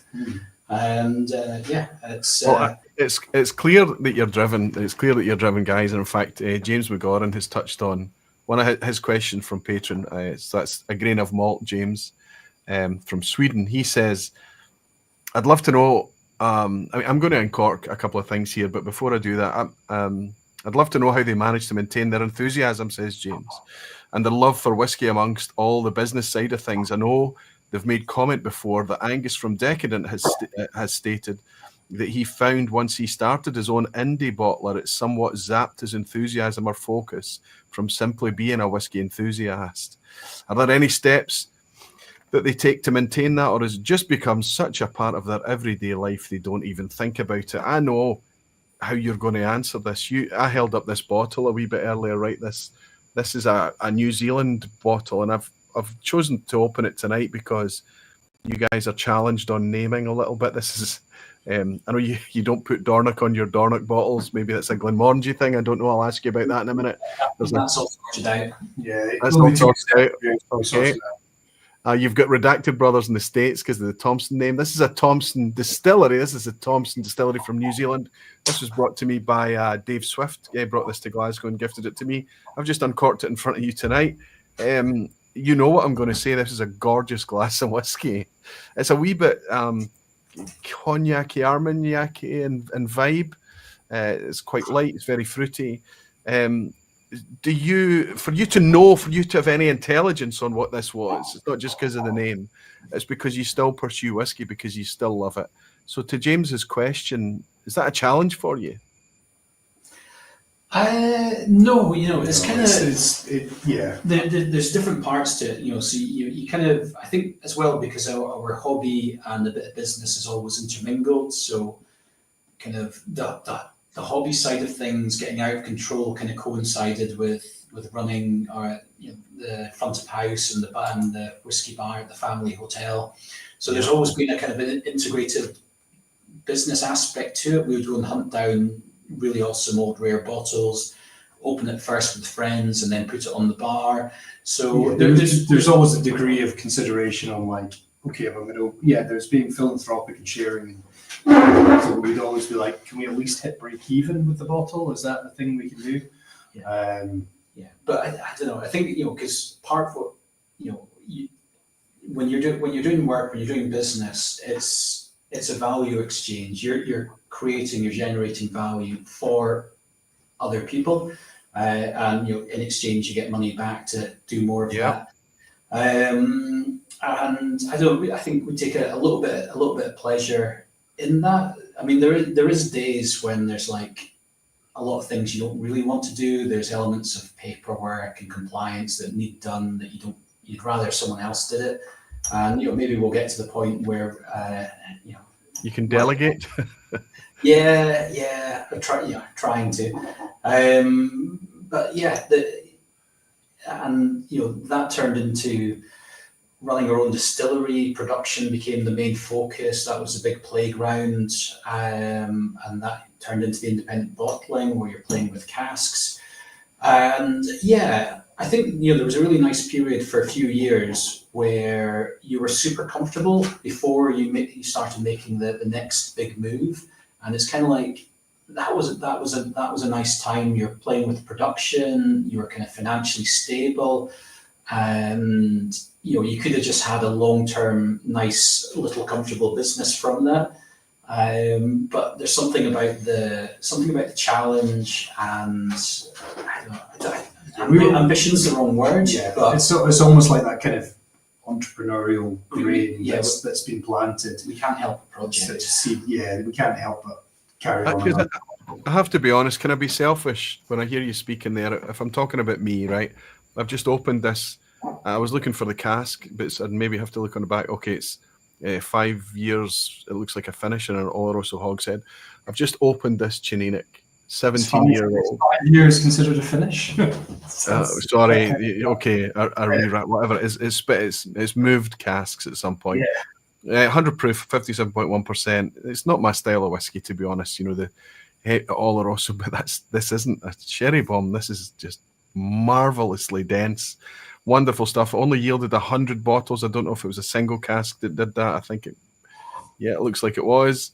I just the thing is, when I'm asking you these questions, and I'm asking you how do you keep your James is obviously concerned. He's put the question to you: how do you keep your enthusiasm? Because I think we have benefited as whiskey geeks through you being whiskey geeks. All the apprenticeship that you did through working at Dornoch Castle, building up that collection behind the bar, break-even bottles, buying at auction, doing all of these things, exploring whiskey, not just reading and learning about it, let's say, at a distance. You were hands-on learning about it, and you've tried to carry as much of that as possible, as much of that as you can control, into your product, into your distillation, or into your independent releases as well. Make no mistake, we taste it. We genuinely, we can taste that. So when we ask these kind of questions, I think they come from a point of concern. We don't want to see you burn out. We don't want to see you lose your passion. By all means, delegate the menial tasks, the repetitive tasks, the kind of things. But we would love for you to stay in love with whiskey. I think, is that the point? That's the point, or that's the thing that causes the concern. Roy, a great man called the Kurgan once said, "It's better to burn out than to fade away." So just go for it until you hit the burnout. Is that the idea, right? I was just trying to leverage it, trying to squeeze in a Highlander. Yeah. No, I think I was kind of thinking about that a bit as you were talking, and it's kind of like every week is different to us. There is jobs that are like a bit monotonous and you don't really want to get into them. And we're really good at deflecting and putting off projects. We're very good at that. But every week's different. Like we're sitting here with you on a Thursday night, and it's every week is different. I think tomorrow, I don't know what we've got going on tomorrow, but like every day something different. Simon's headed down to the festival, I suspect. Yeah, Simon's going down on Saturday. Barry and Dan are going down on Fridays for the screening premiere. But like through the week, it's like you're seeing different people coming into your shop, coming into the hotel from different places. It's every week is different. It's exciting. You get different cask lists. You speak to different people about different things, and it's just fun. It's such a great world to be like really involved in. I think we're answering the question here for the vPub, and I think it's coming across quite clear. And I have to say, every exchange I've had with you, it comes across clear, and that's passion. Neil Young who said that, yeah. I think it is Neil Young. Neil Young said it as well in somebody's going to find that and put it on.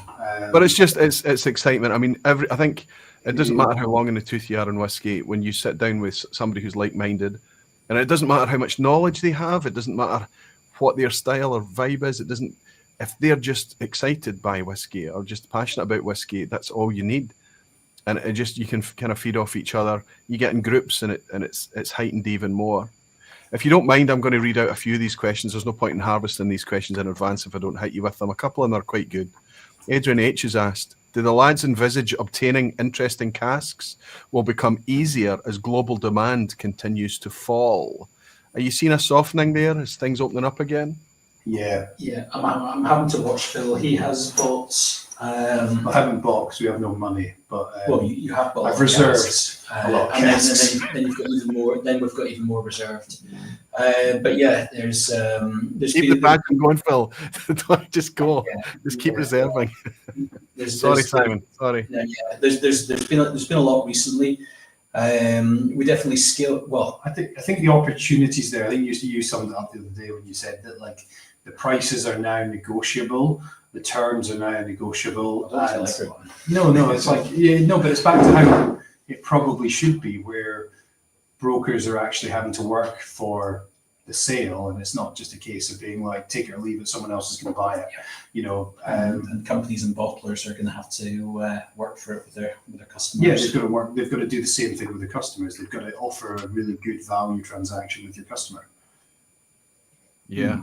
Yeah, but I think there's great opportunities out there at the moment, and and they'll probably persist for a few years. I think we'll have a bit of a buyer's market. There's things become available to us in the last wee while, which were very much closed doors over the last few years. Is this fillings? Is this mature stock? Is this traded stock? What's all of the above, Roy? Yeah, all of the above. Yeah. Mostly mature stock. I shouldn't be sharing state secrets here, but yeah, I ran a lot of numbers at the moment. I think you're a lot better off buying 8, 10, 12-year-old stock than buying new fillings and aiming to release it, 8, 10, 12. Better to buy it 8, 10, 12 and hold for 16, 18, 20. At the moment, I think, my personal opinion, I'm not super interested in too many new fillings unless it's something really new. And for us, our new fillings have not always, but mostly been our own liquid. Yeah. And the way we've got a little side project where we have been doing new fillings, but we've been involved in the production, so we've been going off to other distilleries, and we've been looking for either a straight 50-50 collaboration, 50% of the input, 50% of the output, which a few guys have been keen on, and we've done that. And so we've made something we put our production spin on their facility while being respectful of the house style. And I think we've done some interesting stuff so far. We've got a few more places lined up and in principle. And it also allows us to go play with other people's toys, learn from other staff. We've seen stuff that we've applied being then picked up into their own standard procedures. So, it's a kind of a greater good thing. If you're not too precious with your own stuff, you've got the opportunity to learn from each other. We do have a few state secrets and red lines, but for the most part, most of what we do can be figured out if you're keen enough. So we're quite happy to go and play around, and that gives us the opportunity to lay down new fillings that are super interesting when you're kind of hybridizing what we do at Dornick with the house style and finding this interesting middle ground. And part of that as well is to kind of experiment with where we want to take Struy, which is kind of finding those balance points between the kind of things that happen at Dornick and what happens at other distilleries, and just find where those lines cross, find those sweet spots. And that's both sweet spots in flavour, complexity, mouthfeel, but also sweet spots in terms of cost of production, where sure, the cost of production is a bit higher than standard, but it's not crazy. The yields are a bit lower than standard, but perfectly acceptable. So just being more cognizant of those things that build into the running costs that will eventually affect the end bottle price, because Dornick's kind of expensive. Hopefully I consider it an earned premium because it's pretty expensive to make and there's a tiny amount of it. But at scale, if you were to make Dornick at scale, we'd probably go bankrupt, I suspect. So we have to be very cognizant of finding those sweet spots and those balance points, and being willing to make the optimal trade-off, but still, go above and beyond what the majority of people are willing to do in terms of production. Well, I think it's I'm at first from an enthusiast perspective, of course. I know it's all about the health of whiskey industry and things, but from an enthusiast who's buying and wanting to buy good whiskey going forward, I'm encouraged to hear you say that things are relaxing a little bit. There's going to be less interest from bad actors or nefarious people, or people with more cynical interest in whiskey, let's say, staying the hell out, so that it can come back to the drinker a little bit. That's fantastic to hear. I love hearing that you used my second favourite C word, collaboration. That's always something that's been super important to me, and something that is not leveraged enough. People forget about how much you can benefit from collaborating with people even in the same space as you, understanding their strengths, understanding your strengths more through that exercise, and working out how you can actually benefit and help each other, how it can be mutually positive. By the way, just for the record, my favourite C word is community. So I saw a flash in your eyes. So I think that's we're in a difficult position in whiskey right now, trying to read where we are and where it's going to move in the near future. But I always kind of look at this from the enthusiast perspective, and things are. I picked up a 21-year-old Speyside single malt, single cask for £100 last weekend, and it's gorgeous. It's not one that was picked up because it was averaged or below average. It's absolutely gorgeous. More to follow on that in future vPubs.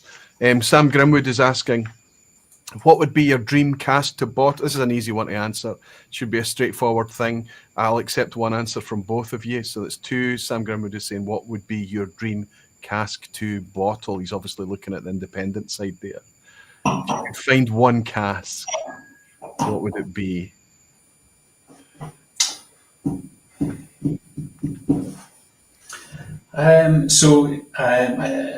Now, Serge said Stromness, I think, when he was asked this. Yeah. Well, so this is the internal industry thing where there's a central, managed by the Scotch Whisky Association, kind of a central list of make codes, quite handy for blenders. So maybe one distillery does, 5, 6, 7, 8 different style. Each of them have a 4-letter code.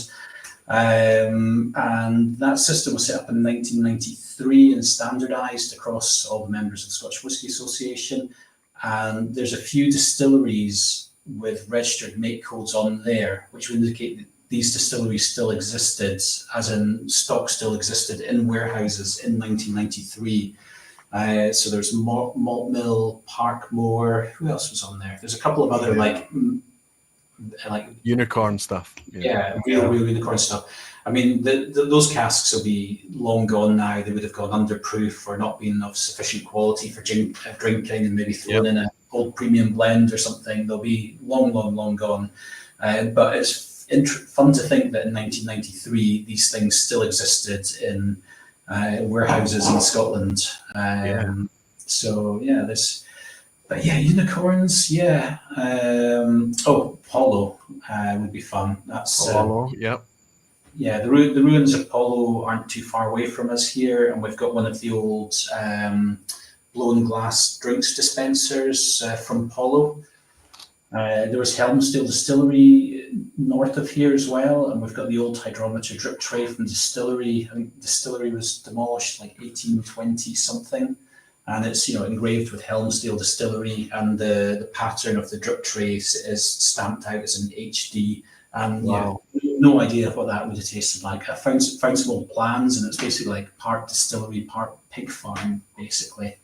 But yeah, if you're passing through Helmsdale, we donated that to this little museum in Helmsdale. They did a thing about the old Helmsdale Distillery. But yes, there's nothing there now, but it's pretty cool. Yeah, anything like that from the absolute unfindable. I think for me, and purely because I'm drinking this right now, but it also ties into a little bit of what we do in our philosophy, is the guys at Camus.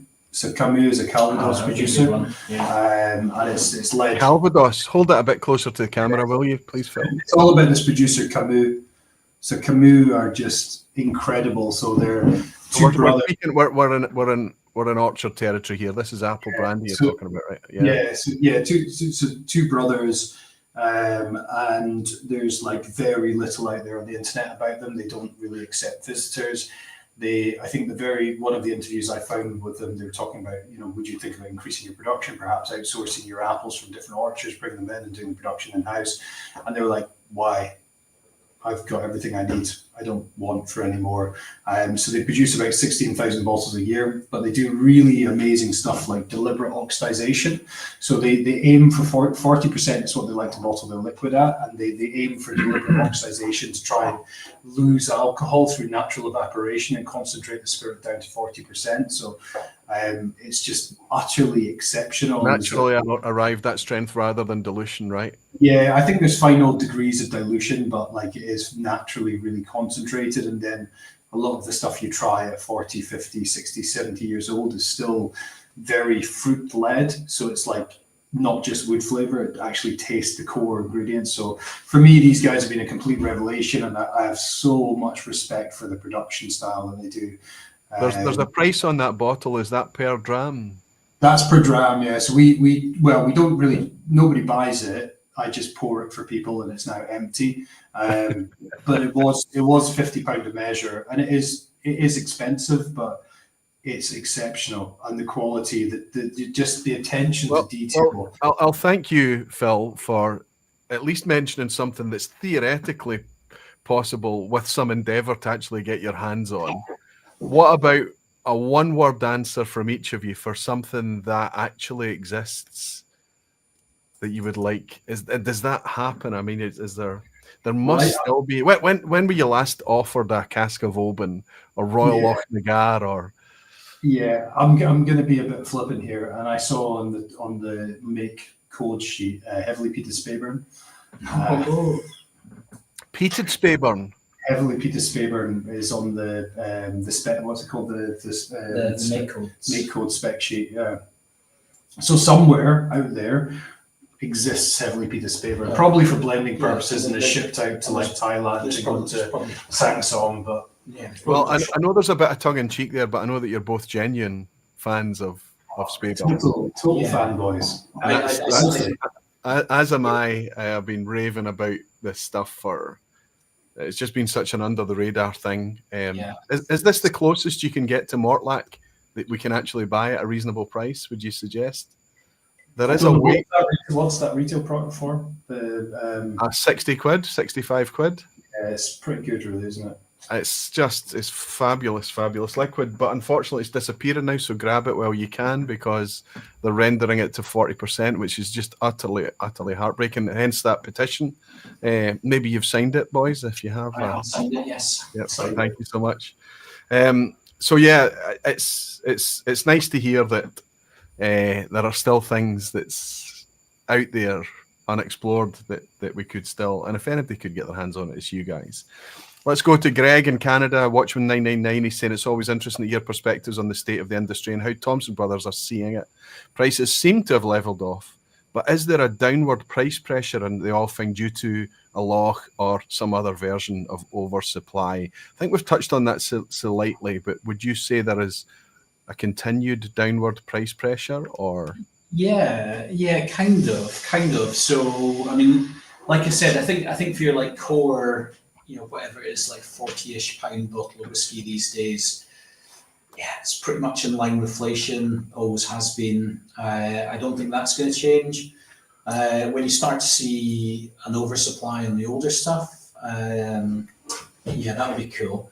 But yeah, it'd probably be, there's well, we must be 15 to 20 years into now the huge expansion programs that went ahead from the late 2000s, right, and into the 2010s. I'm thinking of all the legacy distilleries they're expanding and building up stocks. Look at all the warehouses that went up in Speyside. Those, there must be a lot of mature stock out there today, no? Yeah, I mean, you can kind of fill your boots with stuff at 8 to 12-year-olds. It's just getting to the point where there's, it's finding that balance, because there's a lot of like unnamed makes and marks at like very young ages, and you're like, it takes a lot of effort to sell that, like a huge amount of effort to try and sell an undisclosed, I don't know, Bladnoch from Plainwood at 8 years old. I mean, what a chore, what a real chore. So there's you so can't much. say it's Bladnoch. There's no story behind it. There's nothing, unless it was just totally exceptional and you could pour it at festivals.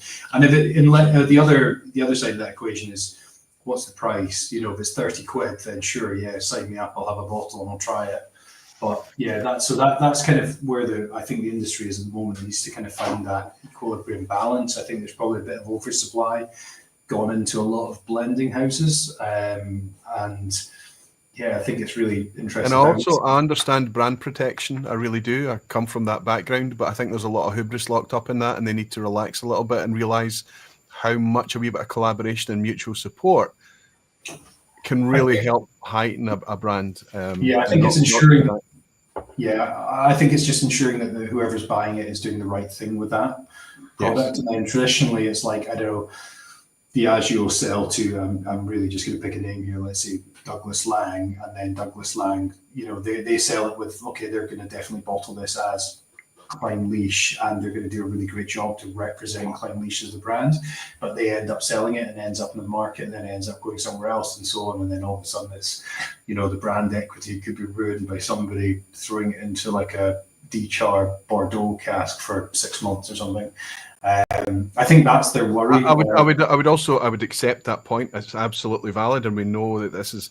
However, I would suggest that tends to, from an enthusiast perspective, hey, I've got bottles of Dud Clynelish. It doesn't reflect on my love for Clynelish or the distillery, but it does very much burn me for not wanting to go back to that indie. Yeah. I mean, so it's not the producer that's harmed in my eyes. It's the independent bottler. So with pricing, it takes a little while to filter through, because depending on if people were buying anyone who's in it, you still have to be buying to an extent at a peak market when prices were particularly expensive, both for the customers, for the independent bottlers, and trying to get casks of fairly mature liquid. So there'll be a lot of guys sitting on casks that were bought at peak market, and it'll be hard to kind of step down from. So there'll be a bit of a lag for improved pricing to filter through. And again, that 40, 50 pound range probably won't see too much movement.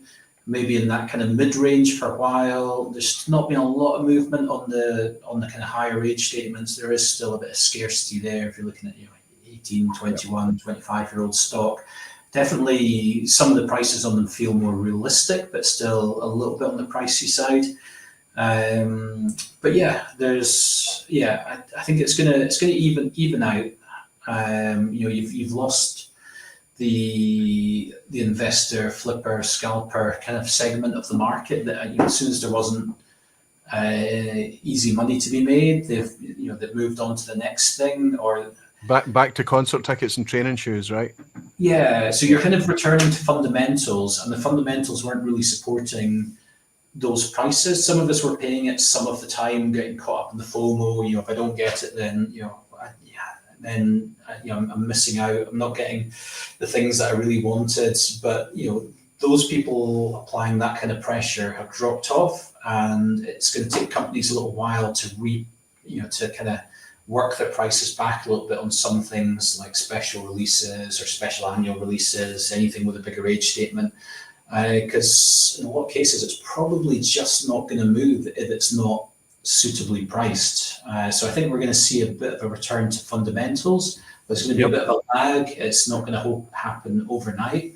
And then you've got a lot of other kind of crazy pressures on the go at the moment. Who knows what's going to happen for our poor American customers. I know that's it's crazy times just now. We just have to let that thing play out and see where the hell the chips are going to fall there. But that's pretty terrifying right now. We just incredible. Inverurie Whiskey Shop, you superstar, bought 10 Aquavitae memberships and shared it with the community.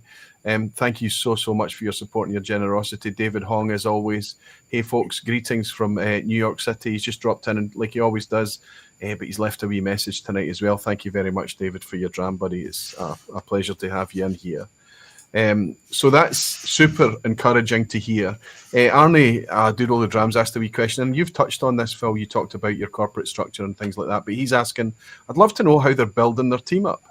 Are there people who are completely new to whiskey production, learn everything from scratch? Maybe he's after a job here, I don't know. And alongside the brothers, I mean, how are you doing that? Are people just coming to your side? I know that I've met Dan and then worked out that Dan was obviously Vary's partner, Vary's husband, maybe even. As people just coming to you? I know that a guy in Australia who's a fantastic distiller, desperate to work in Scotland, looking for is it hard to get hold of distillers, or are there lots of distillers without a job right now? How are you going around building your team? Yeah, well, we've got a really good team, and over the years we've had some really great guys working for us. So speaking of new distilleries, Ewan's gone off to manage the Cabrac distillery, which is a pretty cool new little project. Yeah. And Jacob's out in a management position. He was our first distiller with us. Northeast. The guys who do downpour gin. They're in the late stage of their build out. I think they're. No, I think they're in production. They're in production. Yeah. So North-US Distillery. Yeah. And then, both Dan and Connor who are with us. Connor actually came from Inverhouse. He just had to mention Speyburn, and it's like, tell us your secrets. Yeah. And then Dan's from a winemaking and then a distilling background. So on the production side, and Jack, who's warehouse, bottling, blending.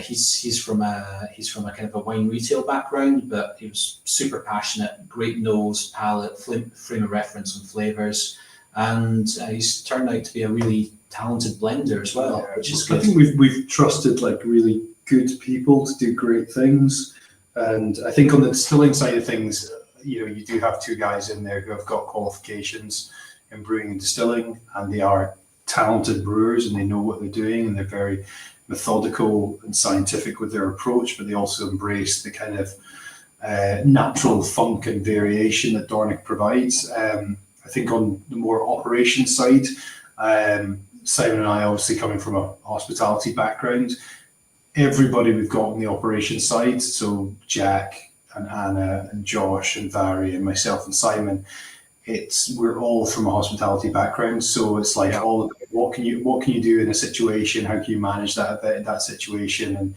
we have full trust for these guys to as I think a lot of people communicate with them, they do a really great job. So but I think it's definitely something we ponder a lot when we think about Struy and we think about expanding. We're in a really strange place in Dornick where you are in kind of the remote Highlands, Sutherland having a pretty low population density, on the lower level across all of Europe, as far as the whole county goes. Absolutely. to Lapland, I think. Yeah, as far as population density goes, obviously everybody's concentrated here on the coast. Most people are concentrated here on the coast, and it's like, how do you get people up here, retain them, ensure they're happy, they're healthy? It's a really difficult thing, and it's like, these conversations that people have all over the Highlands, which is about housing, it's about youth retention, it's about skills, it's about opportunity. It's more than just, and perhaps it would be easier if you were in Edinburgh and you could just get everyone who's coming out of Heriot Watt for maybe 1 or 2 years, but then the people that you end up with long term are the people that kind of will help you build the business. And again, going back to that kind of corporate structuring and building for that legacy business. We ensured that we built an incentive share package, which I think you see a lot in like tech companies and things, to kind of keep people involved and incentivized to kind of feel part of the company long term, and also to benefit as the company grows. So that was something that we're really, Well, it's already got to be super exciting that anybody that joined you from that hospitality background, suddenly there's distilling available as an option. That's something that can excite people. Independent bottling and everything that comes with that. And then on the back of that, this upscaling to Struy, that's got to be, the brewers and distillers that you've got, the people that are involved in customer service and the front end side, the customer contact side of that must be super exciting for them, because they see that they didn't join with that on the. Yeah, they've got the opportunity to design it with us, Yes. and that's what an amazing thing, because like Simon and I, we have our ideas and our philosophies on what we think we should do, but like you have a team there who can help design a retail space, a tour structure, tasting environment, warehouse application, distribution, direct to customer, and they can look at what they've done and they say, well, if you were to do this from scratch, what would you do? And we're not bringing in professionals to say, right, well, what's the best way to optimize our direct to customer packing and sending? It's like a room full of people who have done it and done the hard work. Yeah. It's like, I trust them more than bringing somebody into my business to analyze it externally. It's like they know more about our business than anyone externally coming in. And what an amazing opportunity. And they've already worked out your foibles too. Yeah, they know what we're not good at and what we're probably good at. So I think it's a cool place to be, and we're really excited to kind of hopefully share the future with everyone in our team, whether it's in the hotel or whether it's in the distillery. And it's definitely something that we've tried to build into our future structure and plans for the business, or not tried to, we have built that in. So there you go. Keep your eyes on the Thompson brothers for the futures in the deck. They have to. It's inevitable that there's going to be some recruitment in the future. Jimmy Legg is saying, he's probably a wee dram to say a job. Do they need anyone annoying and useless? If they're annoying and useless in your way, Jimmy, I think you'd be an asset to most. We've run a hotel for long enough to know there's plenty of annoying and useless people that come through. And there's also plenty of like beautiful and amazing people as well. Tyree Kai, that's exactly the guy I was talking about, the Australian distillery, saying Aquavita, a lot of distilling training out there focuses on the science through a lens of efficiency. Is there much of a gap to be bridged in bringing production team to flavour as first priority? I think yeah. I was going to say, Roy, I feel, sometimes when I go around anonymous distillery and you speak to the production people, and it's like there's such a disconnect from like what happens on that kind of, that upper level of distillery, and it just doesn't trickle down. It trickles down, and it's just like their hands are so tied, and any opinions and feedback they have is not really reflected in the outcome of the final product. And we're going to see some negative effects of that in the next few years. And it's not something that's exclusive to whiskey. This is something that structures have been dealing with for millennia. This is not difficult to. There are things that you can do, but there does seem to be a very conservative side to whiskey that somehow doesn't want to harness this. There was an article on Dramface recently about whiskey and Lego. Did you read that at all? Or I missed that. It's quite an interesting story, because the CEO of Lego came in and transformed them from a loss-making business to and it's too appealing to the adult audience that used to be great. Yeah, he just basically harnessed the enthusiasts and the feedback from the people that were actually buying the stuff. That can be hard. And the only reason it is hard is because there's artificial barriers put in place because of conservatism or because of some other kind of sensibilities that are not harnessing free and obvious, feedback dynamics that people could use. Justin in Hong Kong has bought us a dram. Justin, what are you doing still up? It's wonderful to have you here. Jamie, the barman at the Castle Bar, deserves a shout out while the brothers are here. Best ambassador I can ask for at the premises. Fantastic. Yeah, he's great. He's our resident Antipodean brother. He's from the other side of the world, so Invercargill at the bottom of the South Island. It's about as far from Dornoch as you can get on the world. But yeah, he's hopefully very settled and happy here. I don't remember if I met Jamie when I was up there. I can't remember if he was there a year ago. I don't know. Possibly. Okay, we're on YouTube here, guys. There's no borders here. We're right across wherever there's an internet connection. People can tune in. Anthony Norman is in Australia, and he's obviously one of these guys that's at the ripples of the Thompson brothers are already pretty. They don't travel very far, right, as it is. So Australia's a bigger ass. He's saying, do they have any plans to export any of the Thompson brothers product to Australia? I'd love to try it. If they did expand in that way, how might that change what they're able to achieve? In other ways, does going global reduce scope or quality? And what are the big decisions ahead for them in growing what they have and love? So this is a problem that faces everybody. I was speaking to Ardnamurchan last year, some of the people from Ardnamurchan, and they've got a pretty big global presence now. They've got a lot of agreements through all the kind of traditional supply chain and things. They're going to a lot of markets now, but they still get that thing. We hear people talking about Ardnamurchan and we can't buy it. That must be tough for you guys too, right? We're in a digital era. There are no borders on the internet. No, it's just expensive duties. Yeah. Yes. There's tax borders. Let's avoid the kind of global trade war meltdown tariff discussion right now that's happening and unfolding right now. I mean, this in a general sense, it's not only duties, is it? I mean, your biggest limitation has got to be such small single casks from Thompson Brothers, a single cask from Dornoch Distillery right now. When you start to produce 250,000 plus litres at Struy, is there a scope in the future for you to reach global markets, for you to become more of a global brand for people like Anthony? Yeah, so we do actually do a tiny amount out to Australia, and some guys there have got an awesome bar. They take in just a small quantity. We can't do much more just now. So there is a little tiny bit of Thompson Brothers makes its way over there. Same with New Zealand, but yeah, we're probably 14 or so export markets currently, and yep. That's just kind of maxed out just now. Even in the current climate, every market bar one's always is asking for more than we can supply. We've only seen one market kind of like just slow a little bit. And then we've got a lot of other additional markets who want us, or people in additional markets or a network who want to import us.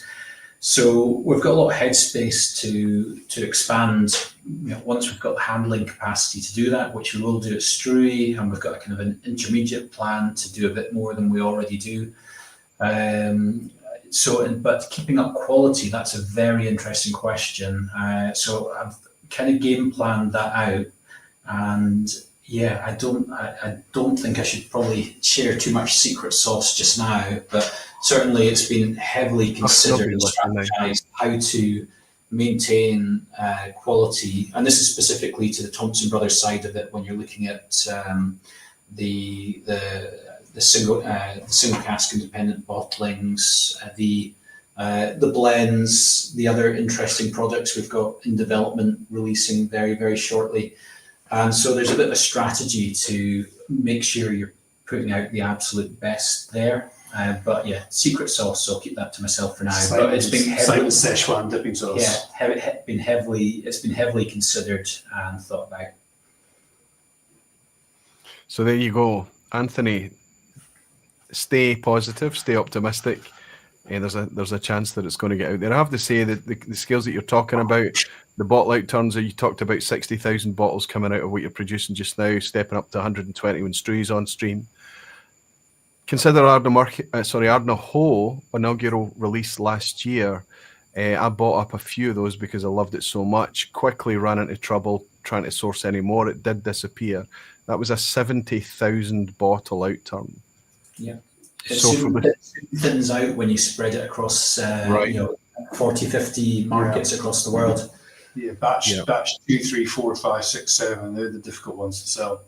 Yeah, I have to say I've tried one or two other things from Ardnahoe as well, and it's pretty bloody encouraging. It's Totally quite agree. amazing what they're achieving there at the minute. It's be interesting to see, and the scale that they've been running at for a while is not small. They've been up there. There's quite a lot of liquid around. It would be wonderful to think that there's. Anyway, the reason I talk about that is the idea that if you guys in the future you're going to have potentially more product means that you can open up to more markets as well, and suddenly we can all be sitting at YouTube when I'm well into my mid-60s and sipping the same thing together. And if that's Struy, that's just imagine a wonderful thing to aim for, right? And finally, Tom Verbruggen is saying Phil and Simon are gaining legendary status in whisky circles. It's always enjoyable and interesting with them around, and the focus is always on the quality of what's in your glass. I can't wait. That's Tom Verbruggen over in, I think Tom's in Belgium, maybe the Netherlands. Sorry, Tom, if I've made a mistake. And Graham Fraser, specifically, the legend that is Graham Fraser, he's asking for you to suggest what distilleries specifically you're excited about individually. New distilleries. You are allowed to say Struy, you're allowed to say Dornoch, but that would be cheating. So I know that you're very open-minded and collaborative. Yeah. Right? So Obviously Speyburn. So currently in production. No, I think he was specific about. Sorry, he was my mistake. He was talking about new distilleries on the theme for tonight. Well, obviously Kythe. I mean, that's goes without saying for us. Your pals, yep. Yeah. Well, also and it's born of passion. Yeah, cheerleaders of what it is, that the style, that we like to drink and we like to consume, we like to share. I think that's from one for me that's really exciting. And I think from our trip, gives us fresh in memory, definitely 8 Doors up in Caithness, and Ryan's producing, not released yet. Yeah, almost 3 years, I think. Yeah, Ryan's a pretty sharp dude. Good. I think what else am I really excited about in the new guys? Obviously Macrahanish. I'd like to see.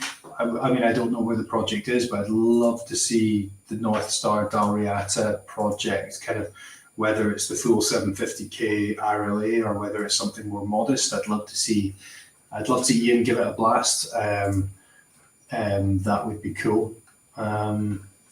Yeah. Well, the thing is, Ian does a great job with North Star, and if he brought that to Dalriata, I'm sure it'll do well. I think the North Uist one, and obviously North Uist and Cabrach, given that's where Ewan and Jacob have gone, but also I think North Uist were like being very keen on longer fermentation and brewer's yeast, and having kind of local barley, West Coast beer style. They seem very keen and enthusiastic on that. I don't know exactly how the production's going or what it's looking like now, but that's certainly what they were talking about. So that will be an interesting one to watch. And I think there's going to be like a natural tearing off of the industry to being like the guys who are like go super geeky on the methods and the materials on the like front end of production.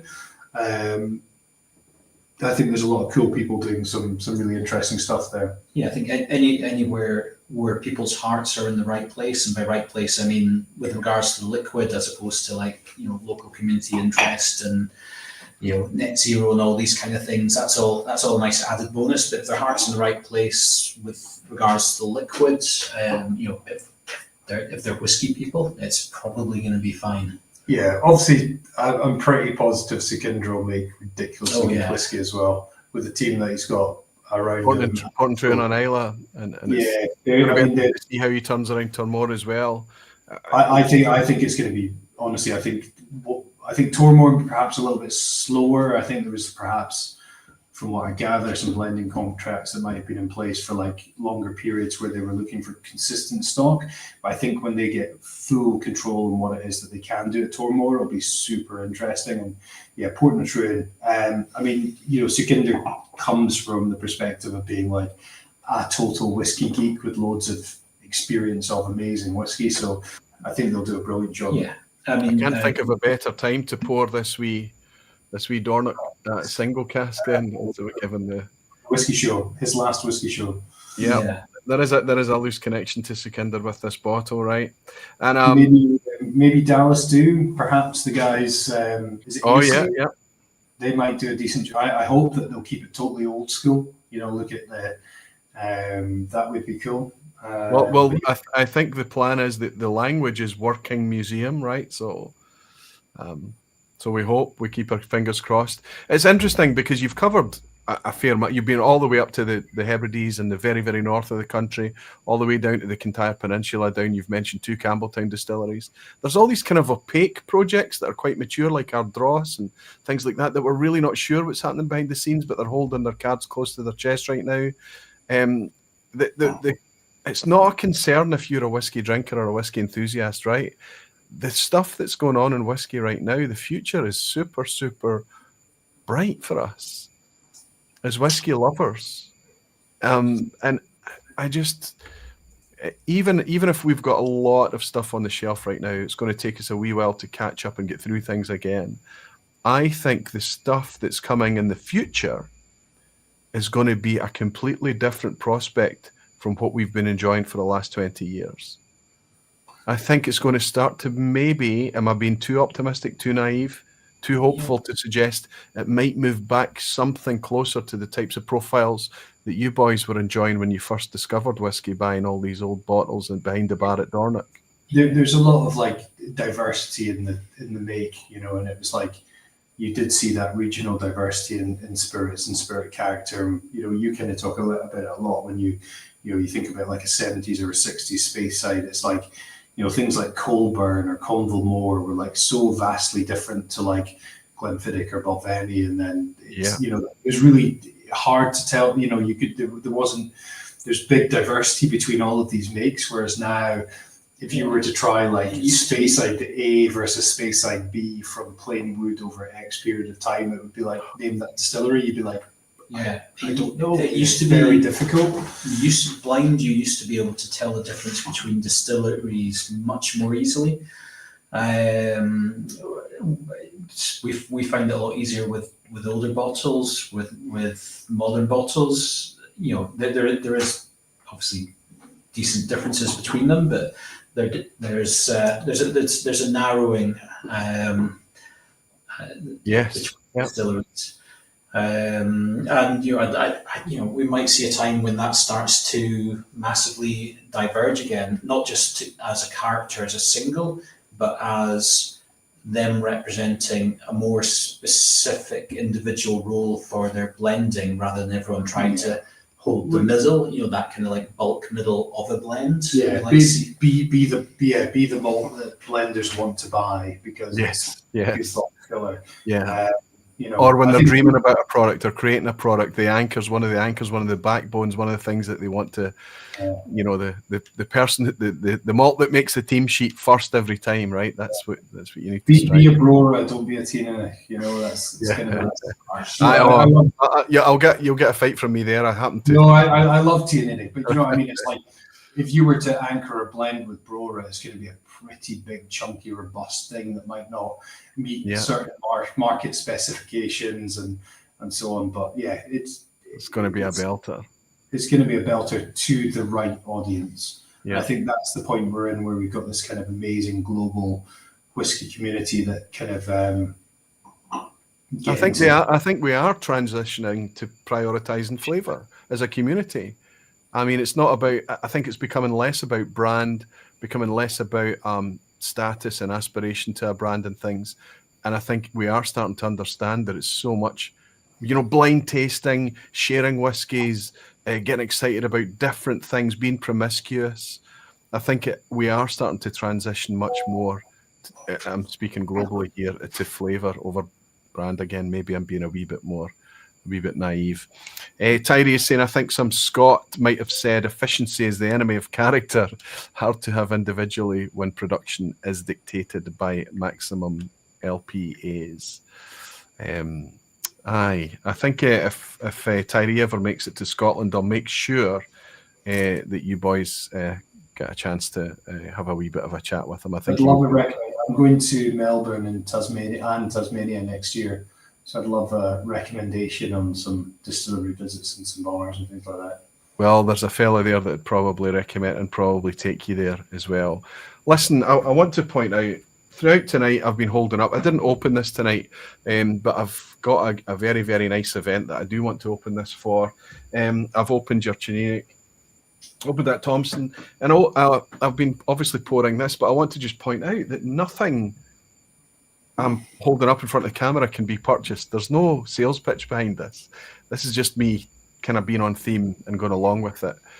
And the reason I bring that up is I'm going to just, the elephant in the room, guys, is you're crowdfunding, right?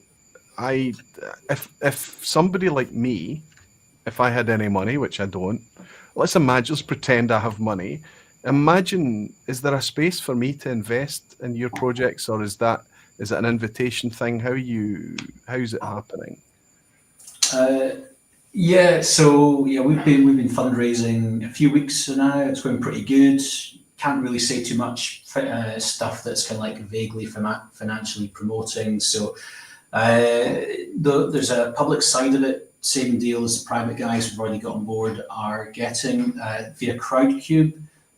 So early access went live like 5 o'clock tonight. So we've not sent our email out to we sent out forms late last year, got 1,500 registrations of interest from our kind of customer base. So their email goes out tomorrow, but I could probably share the link if anyone looks. But yeah, there won't be too much information there. It's the pre-registration, then 7 to 10 days time. There's early access, and you get to read the full. Okay, well, if you try and share a link in the chat, it'll probably be locked by admins, but I'd be very happy for any of my admins or moderators that are still in to clear it, and maybe I can clear it if they can't. So go right ahead. That's and that just went live tonight. So if people searched on Crowdcube for Struy, would they find it?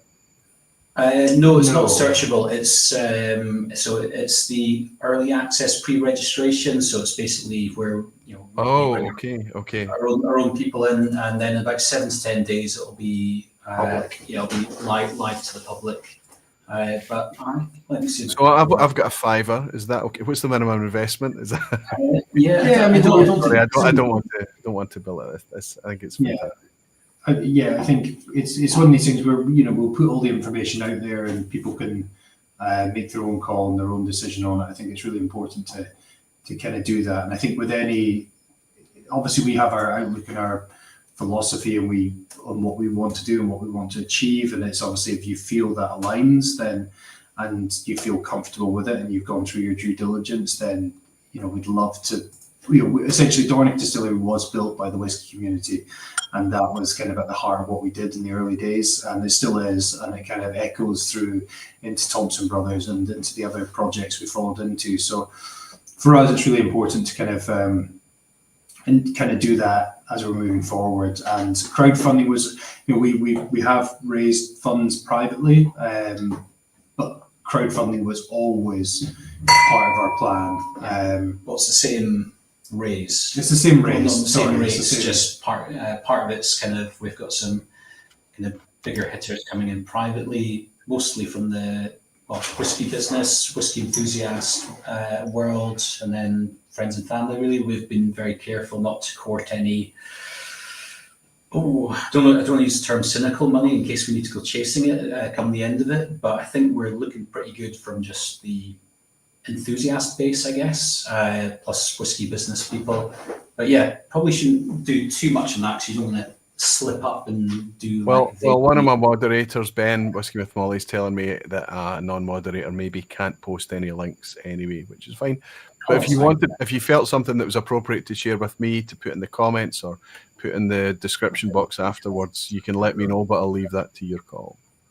Yeah. So I shall. I think It probably comes with we've spent a year with lawyers and a pretty litigious chairman, so we put a disclaimer on everything, it seems now. You have to be really careful about what you say in the financial world anyway. I'm going Oh, wow, okay. So I can see it was don't invest unless you're prepared to lose all the money you invest. This is a high risk investment and things like that. That's absolutely everything. But yeah, you just got to be careful about what you can and cannot talk about. We'll do a little refresher tomorrow, but probably drinking whiskey and talking financial promotions kind of like borderline getting yourself in trouble. Yeah, whatever we say was probably not as bad as a Facebook video that comes up on sponsored Facebook video for Cask Investment Company. Unregulated. Well, yeah. Also I think you've already mentioned that this is just, this is like a pre-look-see type thing. It's and I think the timing is right, that for me to have done this vPub, for me to have reached out with you, for it to be so close to when this Struy thing is really, the quickening is starting to happen now for you guys. It's good to talk about it. I mean, I'm excited. Islander reference of the night. Wow. Yeah. Sorry. I wonder if does somebody have a betting slip or something for like two? We're going to go out with a rendition of It's a Kind of Magic. That's how we're going to close the vPub tonight. We're all going to sing in harmony. That'd be funny, right? By the way, it's a fabulous film. It's been too long since I've watched it. I think there's meant to be a Henry Cavill remake, which I almost think might be good.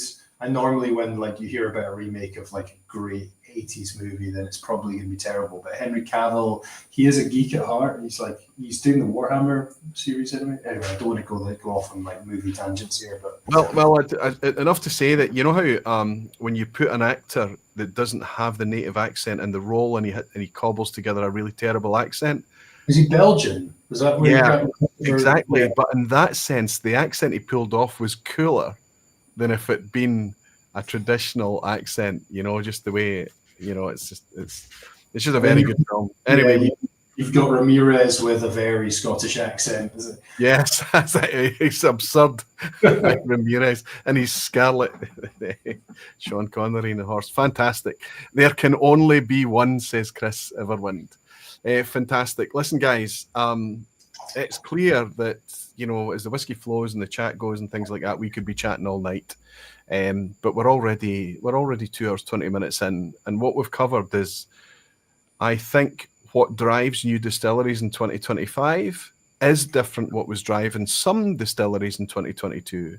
Maybe you agree, maybe you don't, but from my take it is that today, if you endure today and you continue with that, it's down to belligerence, stubbornness, but it's definitely down to passion and seeing things from a longer term perspective. I love the fact that you've been talking about concepts like community, collaboration. I love the fact you've been talking about legacy and laying down something that's potentially for the future. More than anything, I'm very aware of you guys are still in your 30s, is that right? Just over a wee bit. I'm still there. You're still there, okay. So there's still a lot of vibrancy and youth, and and yet there's a hell of a lot of maturity and balance and kind of it's just this sense of more of this for whiskey, for the health of whiskey, more of that, just a wee bit of that seasoning we were talking about maybe. But I think a lot of folk could learn a hell of a lot from the liquid itself, and I think that's been your teacher over the years. And I think it's put you, and certainly us, as I've touched upon earlier, in good stead. I'm saying all these nice things about you because I would like you to stay for the quiz at the end. Absolutely. It's part of it. We did it when we were up there in Dornoch. We're going to draw things to a close tonight, but not before we do a wee bit of a quiz. Normally, I'll be honest with you both, if I've got a guest on, I tend to lean the quiz towards them. I would kind of favour you and ask Thompson Brothers themed questions, Dornoch themed maybe Sutherland Distilleries, that type of thing. I have not done that tonight for two reasons. Because I don't think that's what you want. And also because there's been a wee bit of a blowback from my community recently suggesting that the quiz is getting easier. However, I refute that. It's not that the quiz is getting easier, it's because the community is becoming more and more knowledgeable, right? So if you're willing, Yeah, the quiz I'll might... I don't think it's a brutal quiz, but I think it's a wee bit crunchier than it normally would be. The theme is the same. It starts off pretty easy, and then it gets harder towards the end. Would you be willing to go up against each other, or is that too much? each other. Sibling rivalry. It's too much, right? I tell you what. The aggregate of your two scores is the pass mark tonight. So let's say, Phil, you get 7 out of 10, and Simon gets, 7 out of 10. The pass mark becomes 7 out of 10, okay? The pass mark is always 5 out of 5. But I can't have my community coming to me and saying, Roy, the quizzes are getting a wee bit easy. Okay? I'm kind of scared now. Let's now get a chance to say thank you to you and goodbye to you after the quiz at the end. Let's just put the wheels on it and get it out there. I like to build a wee bit of anticipation. I like people to take the quiz at the end seriously. Listen, guys, good luck. Don't worry about it. I think you're in good shape. No flora and fauna questions tonight, right enough. Okay, good luck, everybody. 5 out of 10 is the general pass mark. But if you want to play competitively tonight, let's see if you can match what the combined average between Phil and Simon is tonight is the professionals pass mark. This quiz is designed to be a wee bit harder tonight. What I would suggest for Phil and Simon is that we kind of just do a 3-2-1 and they kind of shout it out or whatever, so that nobody suggests that they're leading each other, that type of nonsense. But good luck, everyone. 10 questions, all multiple choice, starting now. Which of these lost distilleries was located in Inverness? I'm going to give you 3 distilleries. I want you to tell me which of them was located in Inverness. A, Glenvor, B, Glenalbin, C, Benwivas. That's a canal related question, Simon. Yeah, but who was on one side and who was on the other side? Was that the boundary for Inverness? Yep. Oh, yeah, okay.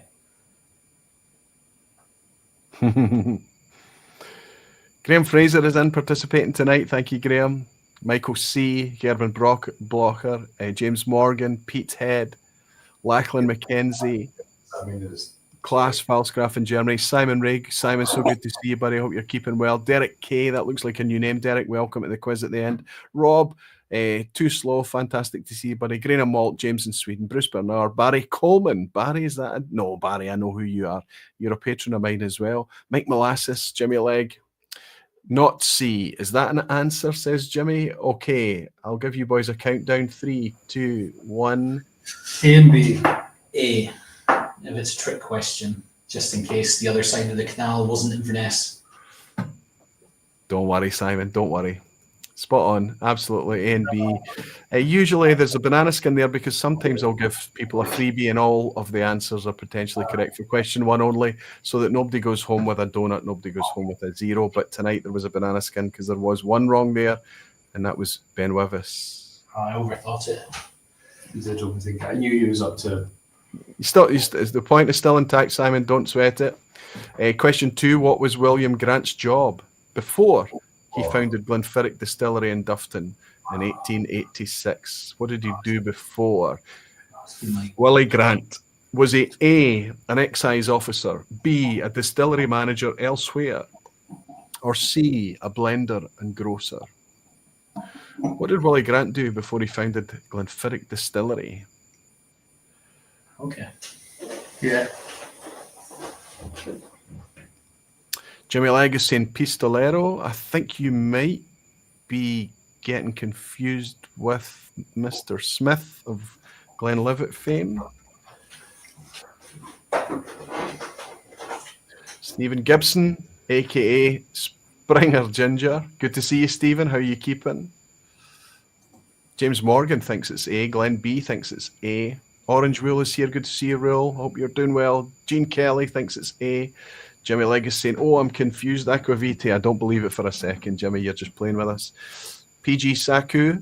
That looks like maybe the first time I've welcomed you in. And Glenn FC. Klaus is saying A.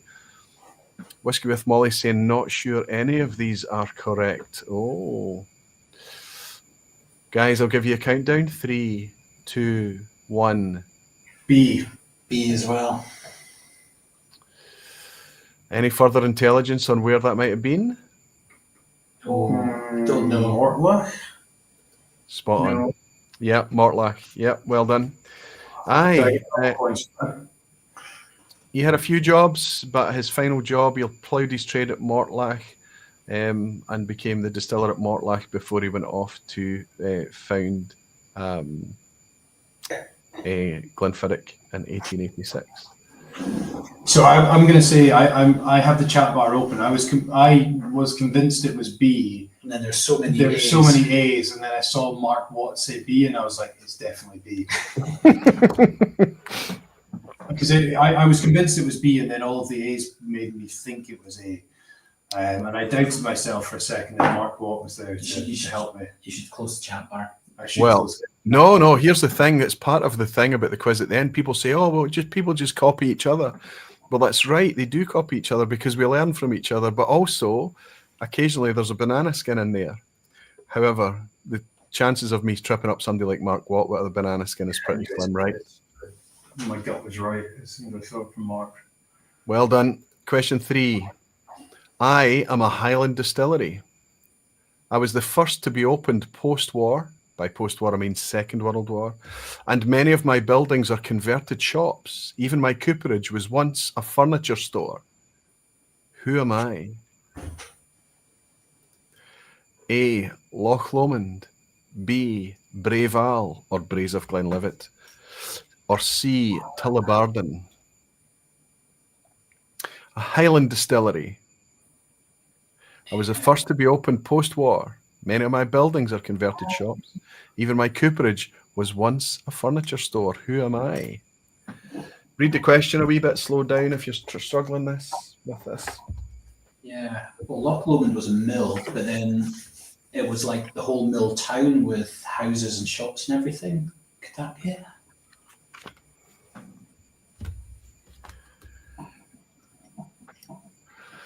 Can't be Loch Lomond. No one would shop there. Can't be Loch Lomond. No one would shop there. Now that's interesting. Jimmy Legg has visited Loch Lomond, of course. Who was the excise officer then? Well, the excise officer. Well, there were a few excise officers, weren't there? Klaus. Depends on. Can't see the kind Braes of Glenlivet, but.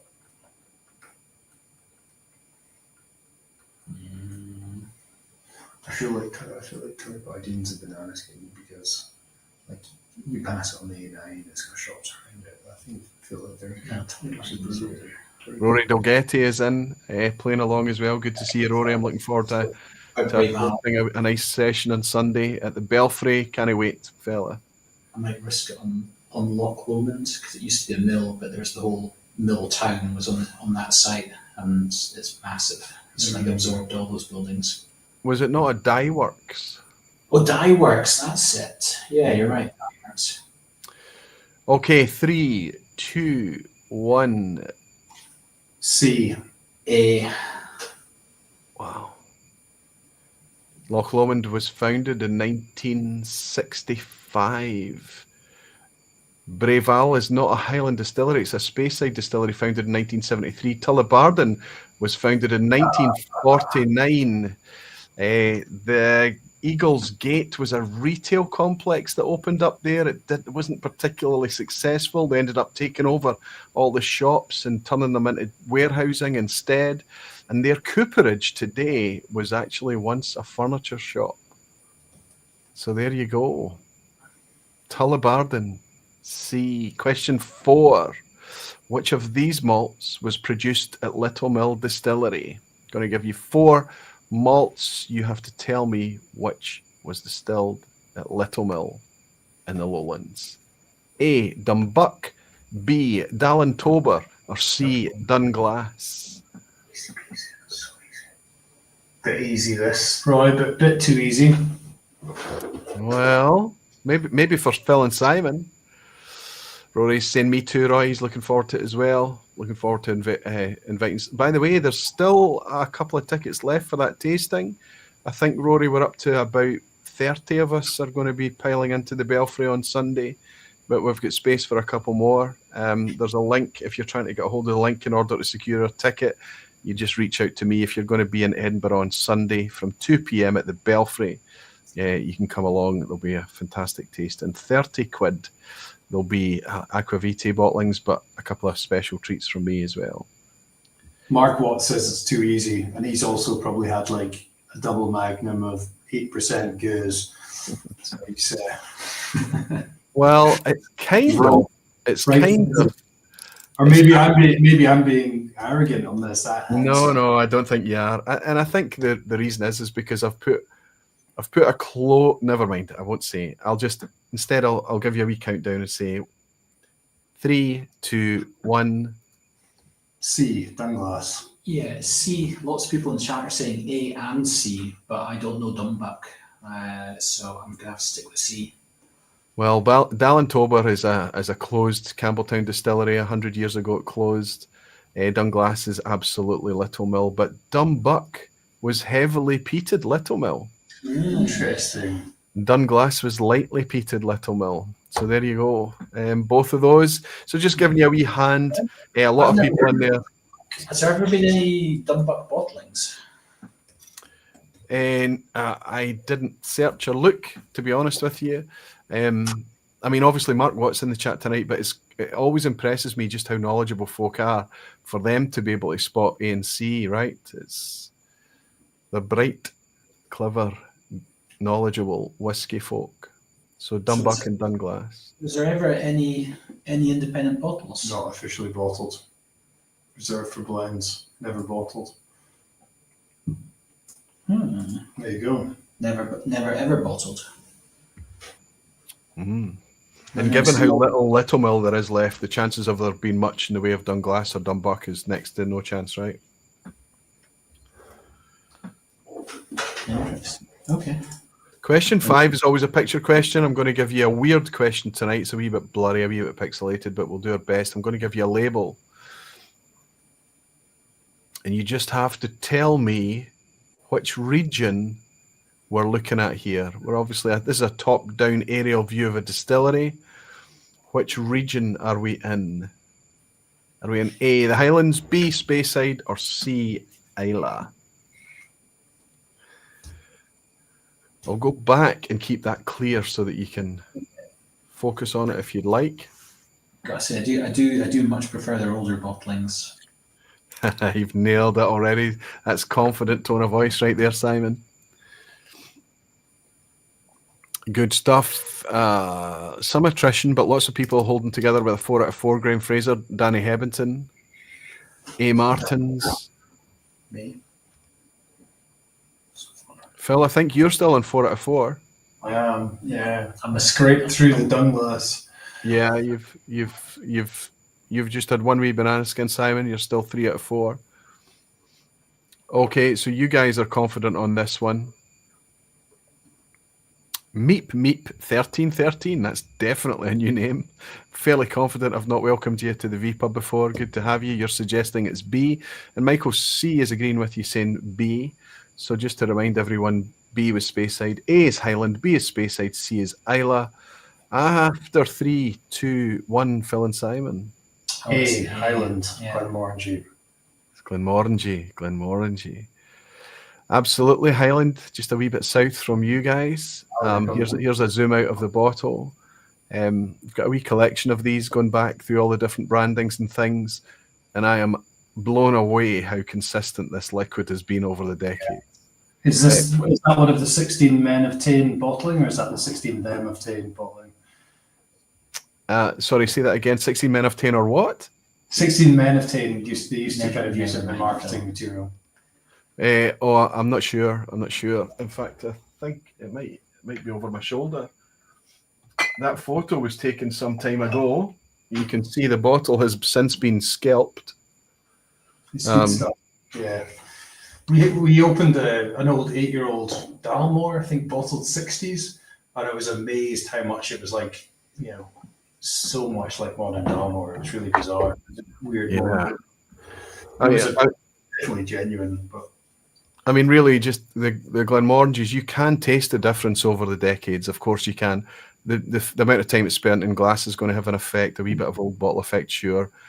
But how consistent they've kept that is a rare thing. Really quite a rare thing, I think. But yeah, well done. Anybody that suggested it was A Highland, get yourself a point. Bottle says 1842. Glenmorangie was 1843, as far as I know. No, the bottle actually says 1843. If you look down there, or you just can't see the 3, but it does say 1843. So it is Glenmorangie, Frank. Spot on. Question 6. It's going to get trickier now. It's going to get trickier. What is the youngest distillery featured in the main malt distillery section of the Malt Whisky Yearbook? Oh. Now, Ingvar is obviously struggling for space in the Malt Whisky Yearbook. There had to be a cut-off where not all distilleries could have a full page section. It's unfortunate that some distilleries seem to command a 2-page section. Some of them are undeserving, in my opinion, but never mind.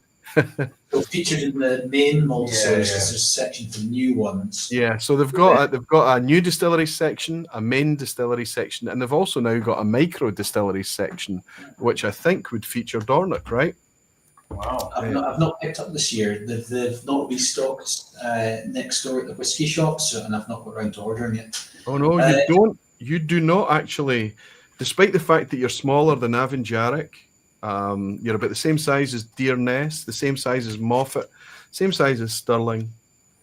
You're a bit bigger than Tyree, smaller than North Point, smaller than Orkney, and smaller than the Ulevecht. You actually get a section in the new distilleries. You're still in the new distilleries under Dornoch.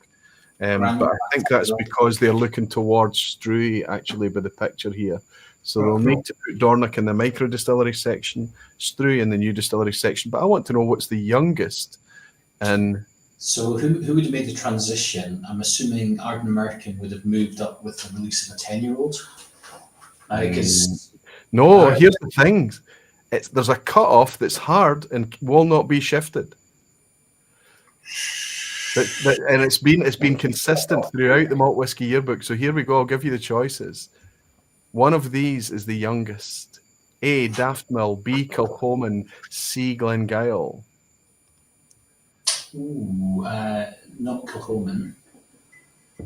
Daftmill's 18, 19 years production now. Which is similar to Kilchoman.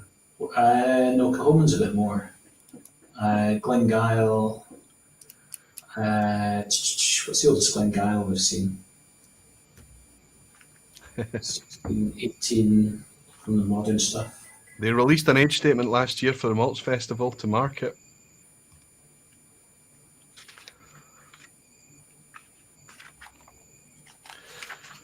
It's tough, right? And I think it's one of those ones, unless you just know because you've been listening to either whoever was responsible for this distillery been on the vPub talking about it. Ingvar Ron's been on the vPub a few times, and this has been mentioned. I told you it would be a tougher quiz tonight, guys. I'll ask you for your answer in 3, 2, 1, go. Guile. Daftmill. Purely clutching at no basis for that answer. The youngest distillery featured in the main section of the Malt Whisky Yearbook is Kilchoman. Oh, is Daftmill and Glengyle not there? Kilchoman was founded in 2005. Glengyle was 2004. Daftmill, despite being operational a little bit earlier than Kilchoman, is stuck in the new distillery section because it didn't release until a long time after Kilchoman. And it still irks Francis to this day that he doesn't get a page despite beating Kilchoman to the... So Daftmill was the youngest, it's just not in the main malt distilleries section.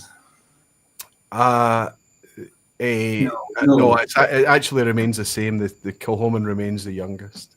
Right. But Daftmill is stuck in the new distilleries section. So there we go.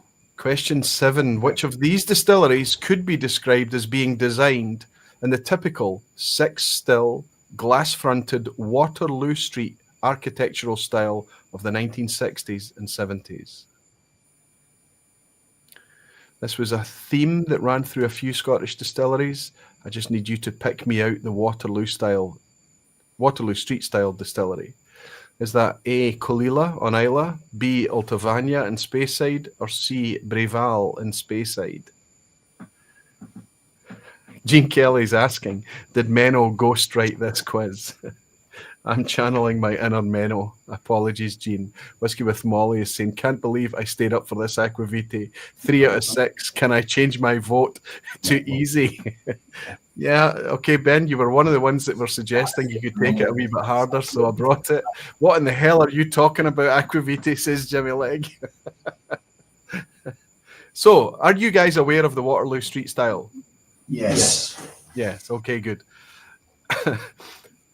So we're looking for a distillery here that was designed, as it stands, designed in the Waterloo Street style, which typically featured a glass front, 6-still still house, and this was popular around the 1960s, 1970s.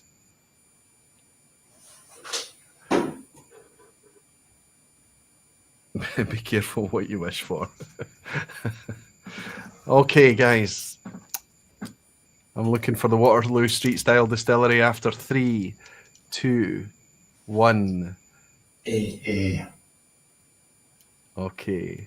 Despite being a 19th century distillery, you're absolutely spot on. Altavania and Breval were far more modern. The time period is right, but neither of them were built in that style. It was the rebuild of Colilla that built it in the Waterloo Street architectural style.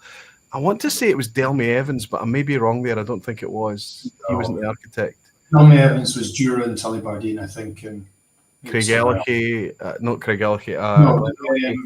Glen as well. Craig Ellicky was mostly. Yeah, William Delmy Evans. He was Jura for sure, post-war. Yeah, that's right. He revived Jura. That's right. He brought it back. Tullibardine as well, maybe. Yeah, that could be true as well. Yeah, I think that's right. Delmy Evans.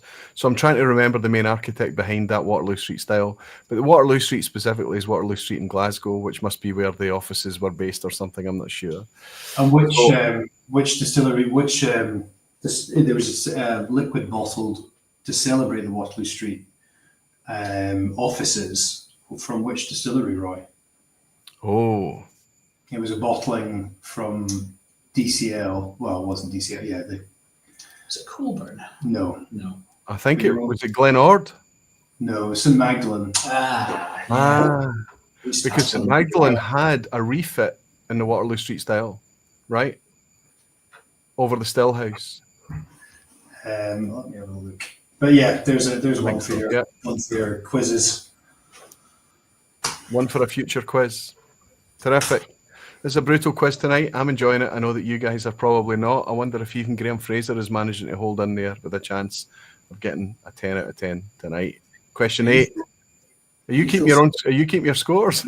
I'm 7 out of. I didn't. What did you drop?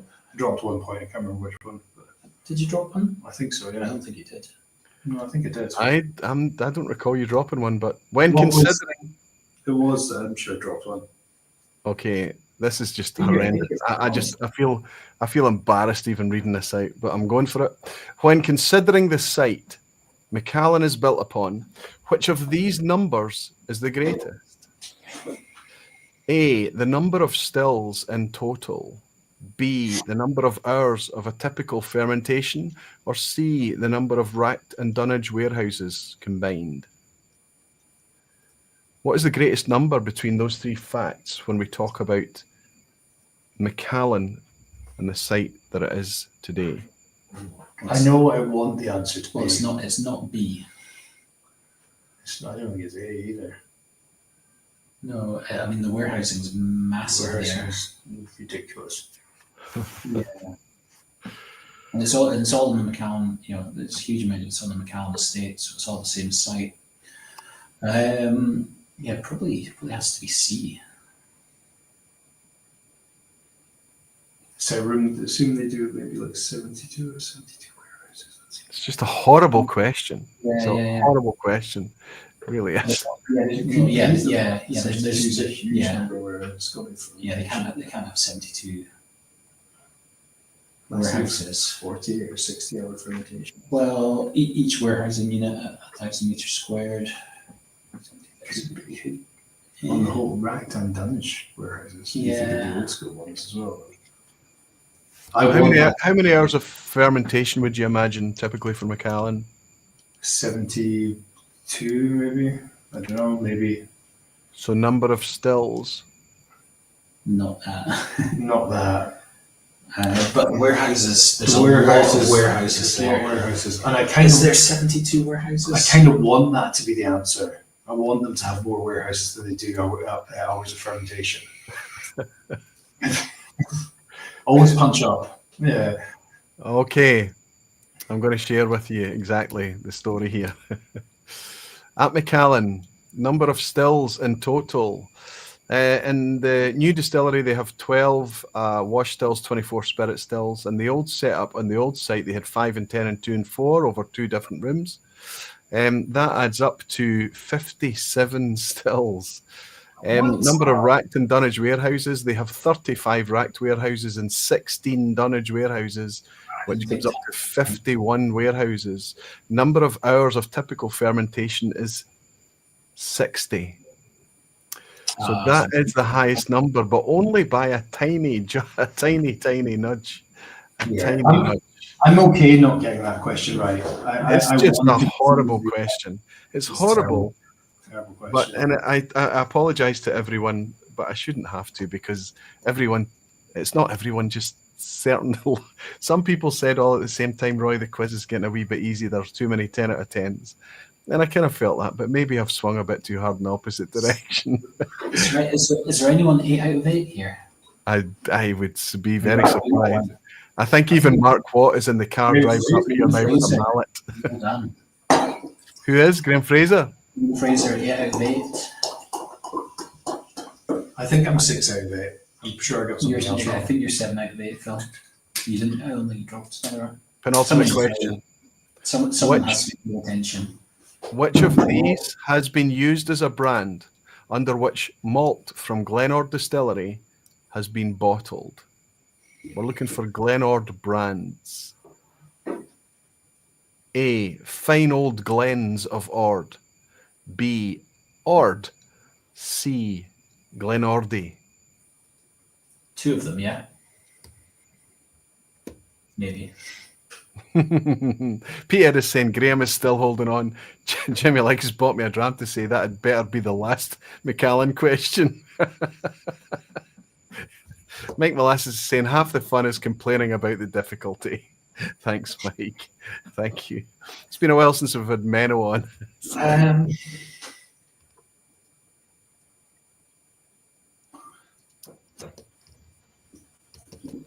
Glenord, of course, is bottled these days as a singleton.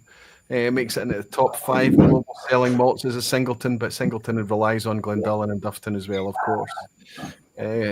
Still a big distillery, Glenord, one of Diageo's biggest. I know. But what has it been bottled at in the past? Simon, I think you're feeling good about this one. I'm going to give you a countdown. 3, 2, 1. B, And C. C. B and C. B and C. Final Glens of Ord or Glenordy. You're both spot on. I would imagine that you would get this one right. B and C is correct. They've both been bottled as Ord and Glenordy. Have you got something there? No way. Ord's manager's dram. There we go. Hold it. Terrible can. Wow. Ord. There we go. Manager's dram. 16 years old. I've never tasted a manager's dram of any description. There's some shockers, but there's also some epic whiskey. Yeah, Ord is Fantastic. probably Ord and Coila, Glen Elgin. It's very good. The old Glendullan was good. Yeah, some good stuff. Shockers as well. So we've got there's a wee image there of some. There's Glenordy in the middle, flanked by 2 separate Ords. I think there was another brand. Try to remember the other one. There was another name. I can't remember what they called it. There was a third one. So Obviously, we've got a dispenser, an old glass dispenser in this room, which is risk moving it. no, I wouldn't move it, but it's Ord. It's from probably 1910, 1920s, and it says Ord, the perfection of pure malt, which is wow. yeah, quite the statement. Wow. Yeah, I'm gonna carry it. 115 years ago. Amazing. They had that right beside them. That is weird, Aquavite. No, you don't know Phil and Simon. There's nothing weird about that at all, actually. But it is kind of cool, the coincidence. But it's certainly not weird. I'm looking at the scores right now. Simon Ray's on a pass, Mark on a 5. Mike Molasses on a pass, 6, along with Bruce on a 6. A. Martins is on an 8 out of 9. Fantastic. You're already ahead of Phil and Simon, I think. Falsgraf has got his pass mark. Too Slow is needing the asshat. He's on a 4. Daniel Key on a 6. Danny Hebbington on a 7. Graham Fraser is holding it on with a 9 out of 9. This is brutal stuff, and he's doing well. The 7s are Alistair Kay, Pete Head, Gene Kelly, and Stephen Gibson's on an 8. There's still good scoring happening here. Mark Watt, 8 out of 9. Is Mark ahead of you two? Maybe. I think Phil was only up in 1. I think But Phil's on 8 out of I 9. think I'm 7. No, you're 8. You've only dropped 1. I've dropped 2, I think. okay, No one remembers. you know what the asshat's about, don't you? It's deliberately designed to be awkward, and you need to know the answer to 2 different things to get it right, or you just throw a dart and guess it. Here's your asshat tonight. Graham Fraser, good luck, buddy. I would love you to take home a 10 out of 10 tonight. How many operational Scotch malt distilleries begin with the letter L? The exact same number as A. Current operational distilleries in Fife. I'm speaking about Scotch malt. B. Those beginning with the letters S and D combined. Oh, God. Or C. The exact same number as mainland distilleries located west of Greater Glasgow. I hate me. What? This is awful stuff. I suppose you could break it down a little bit. You could try and. It's the only advice I could give to you is just to kind of slow down and say, well, what is it not? Right. I'm not cheating on my phone. I'm using the Calculator. no. Ian, Google Maps. I need a bit of paper here.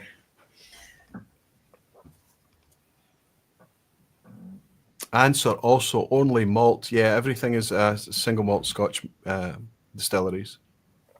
Jimmy's suggesting that we don't forget the 4s.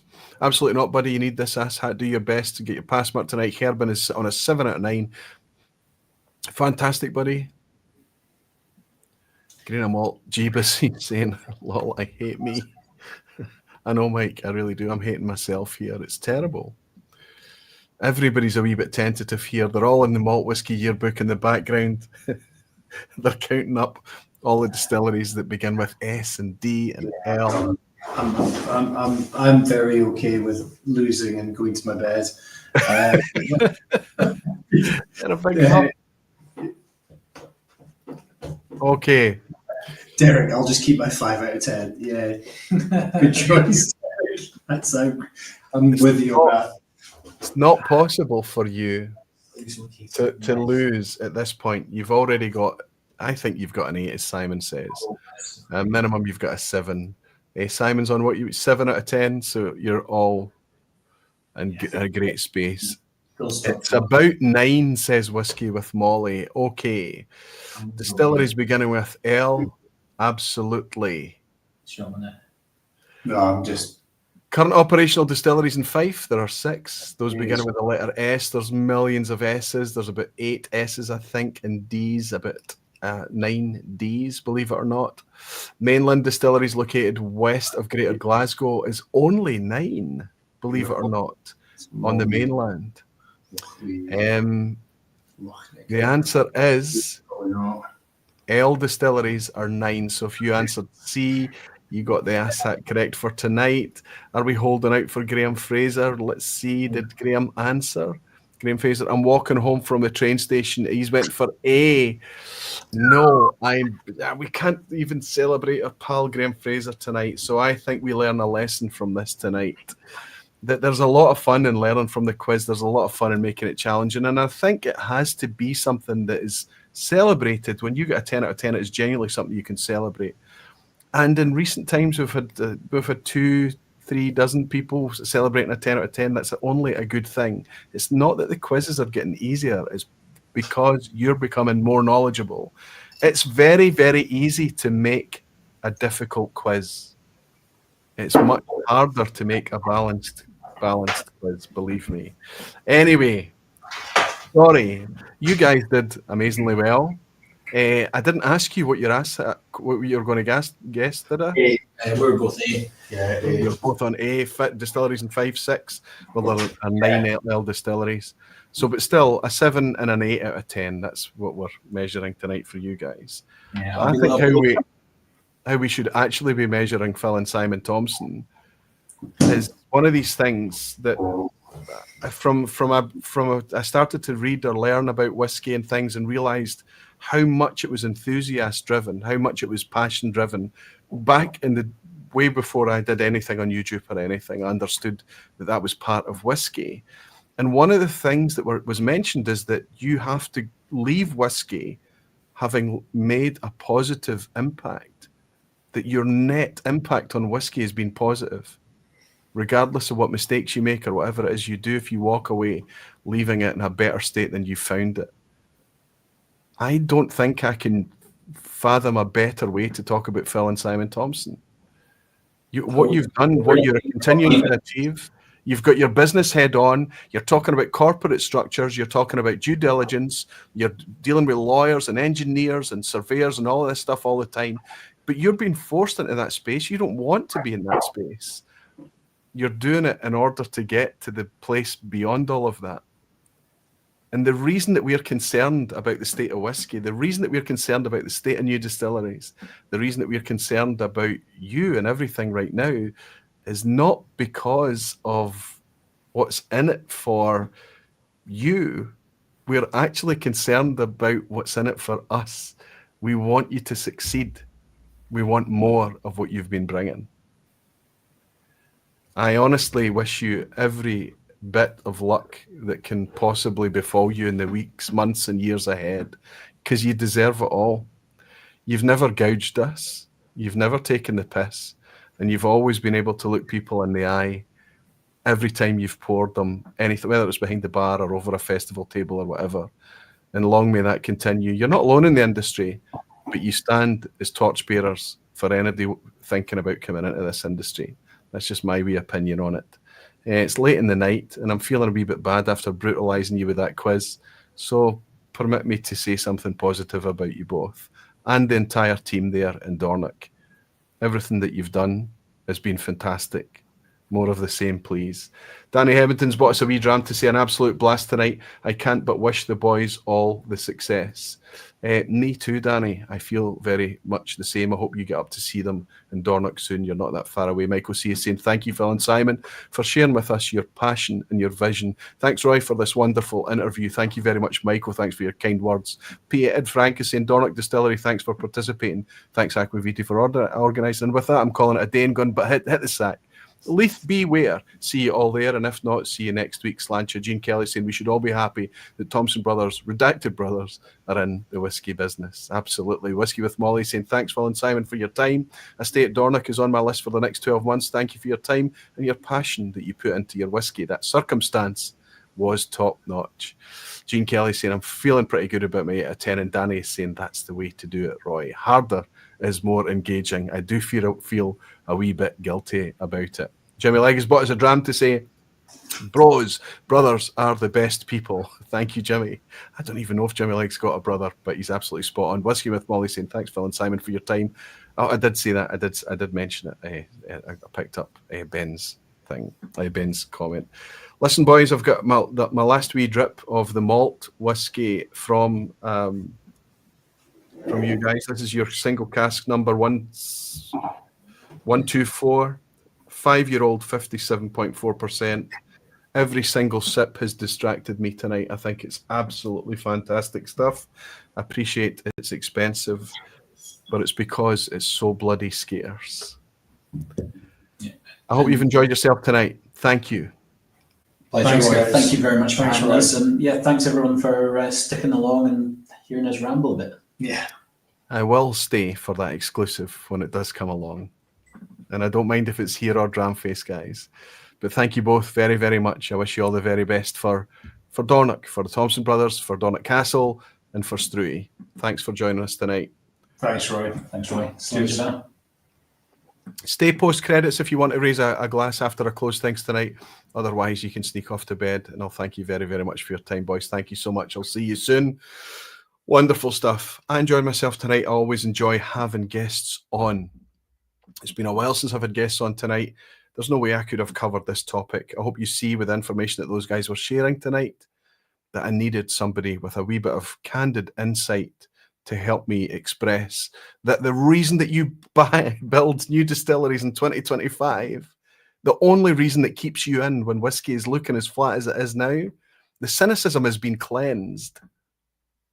The only reason you're here is passion and because you want to leave a positive impact in whiskey.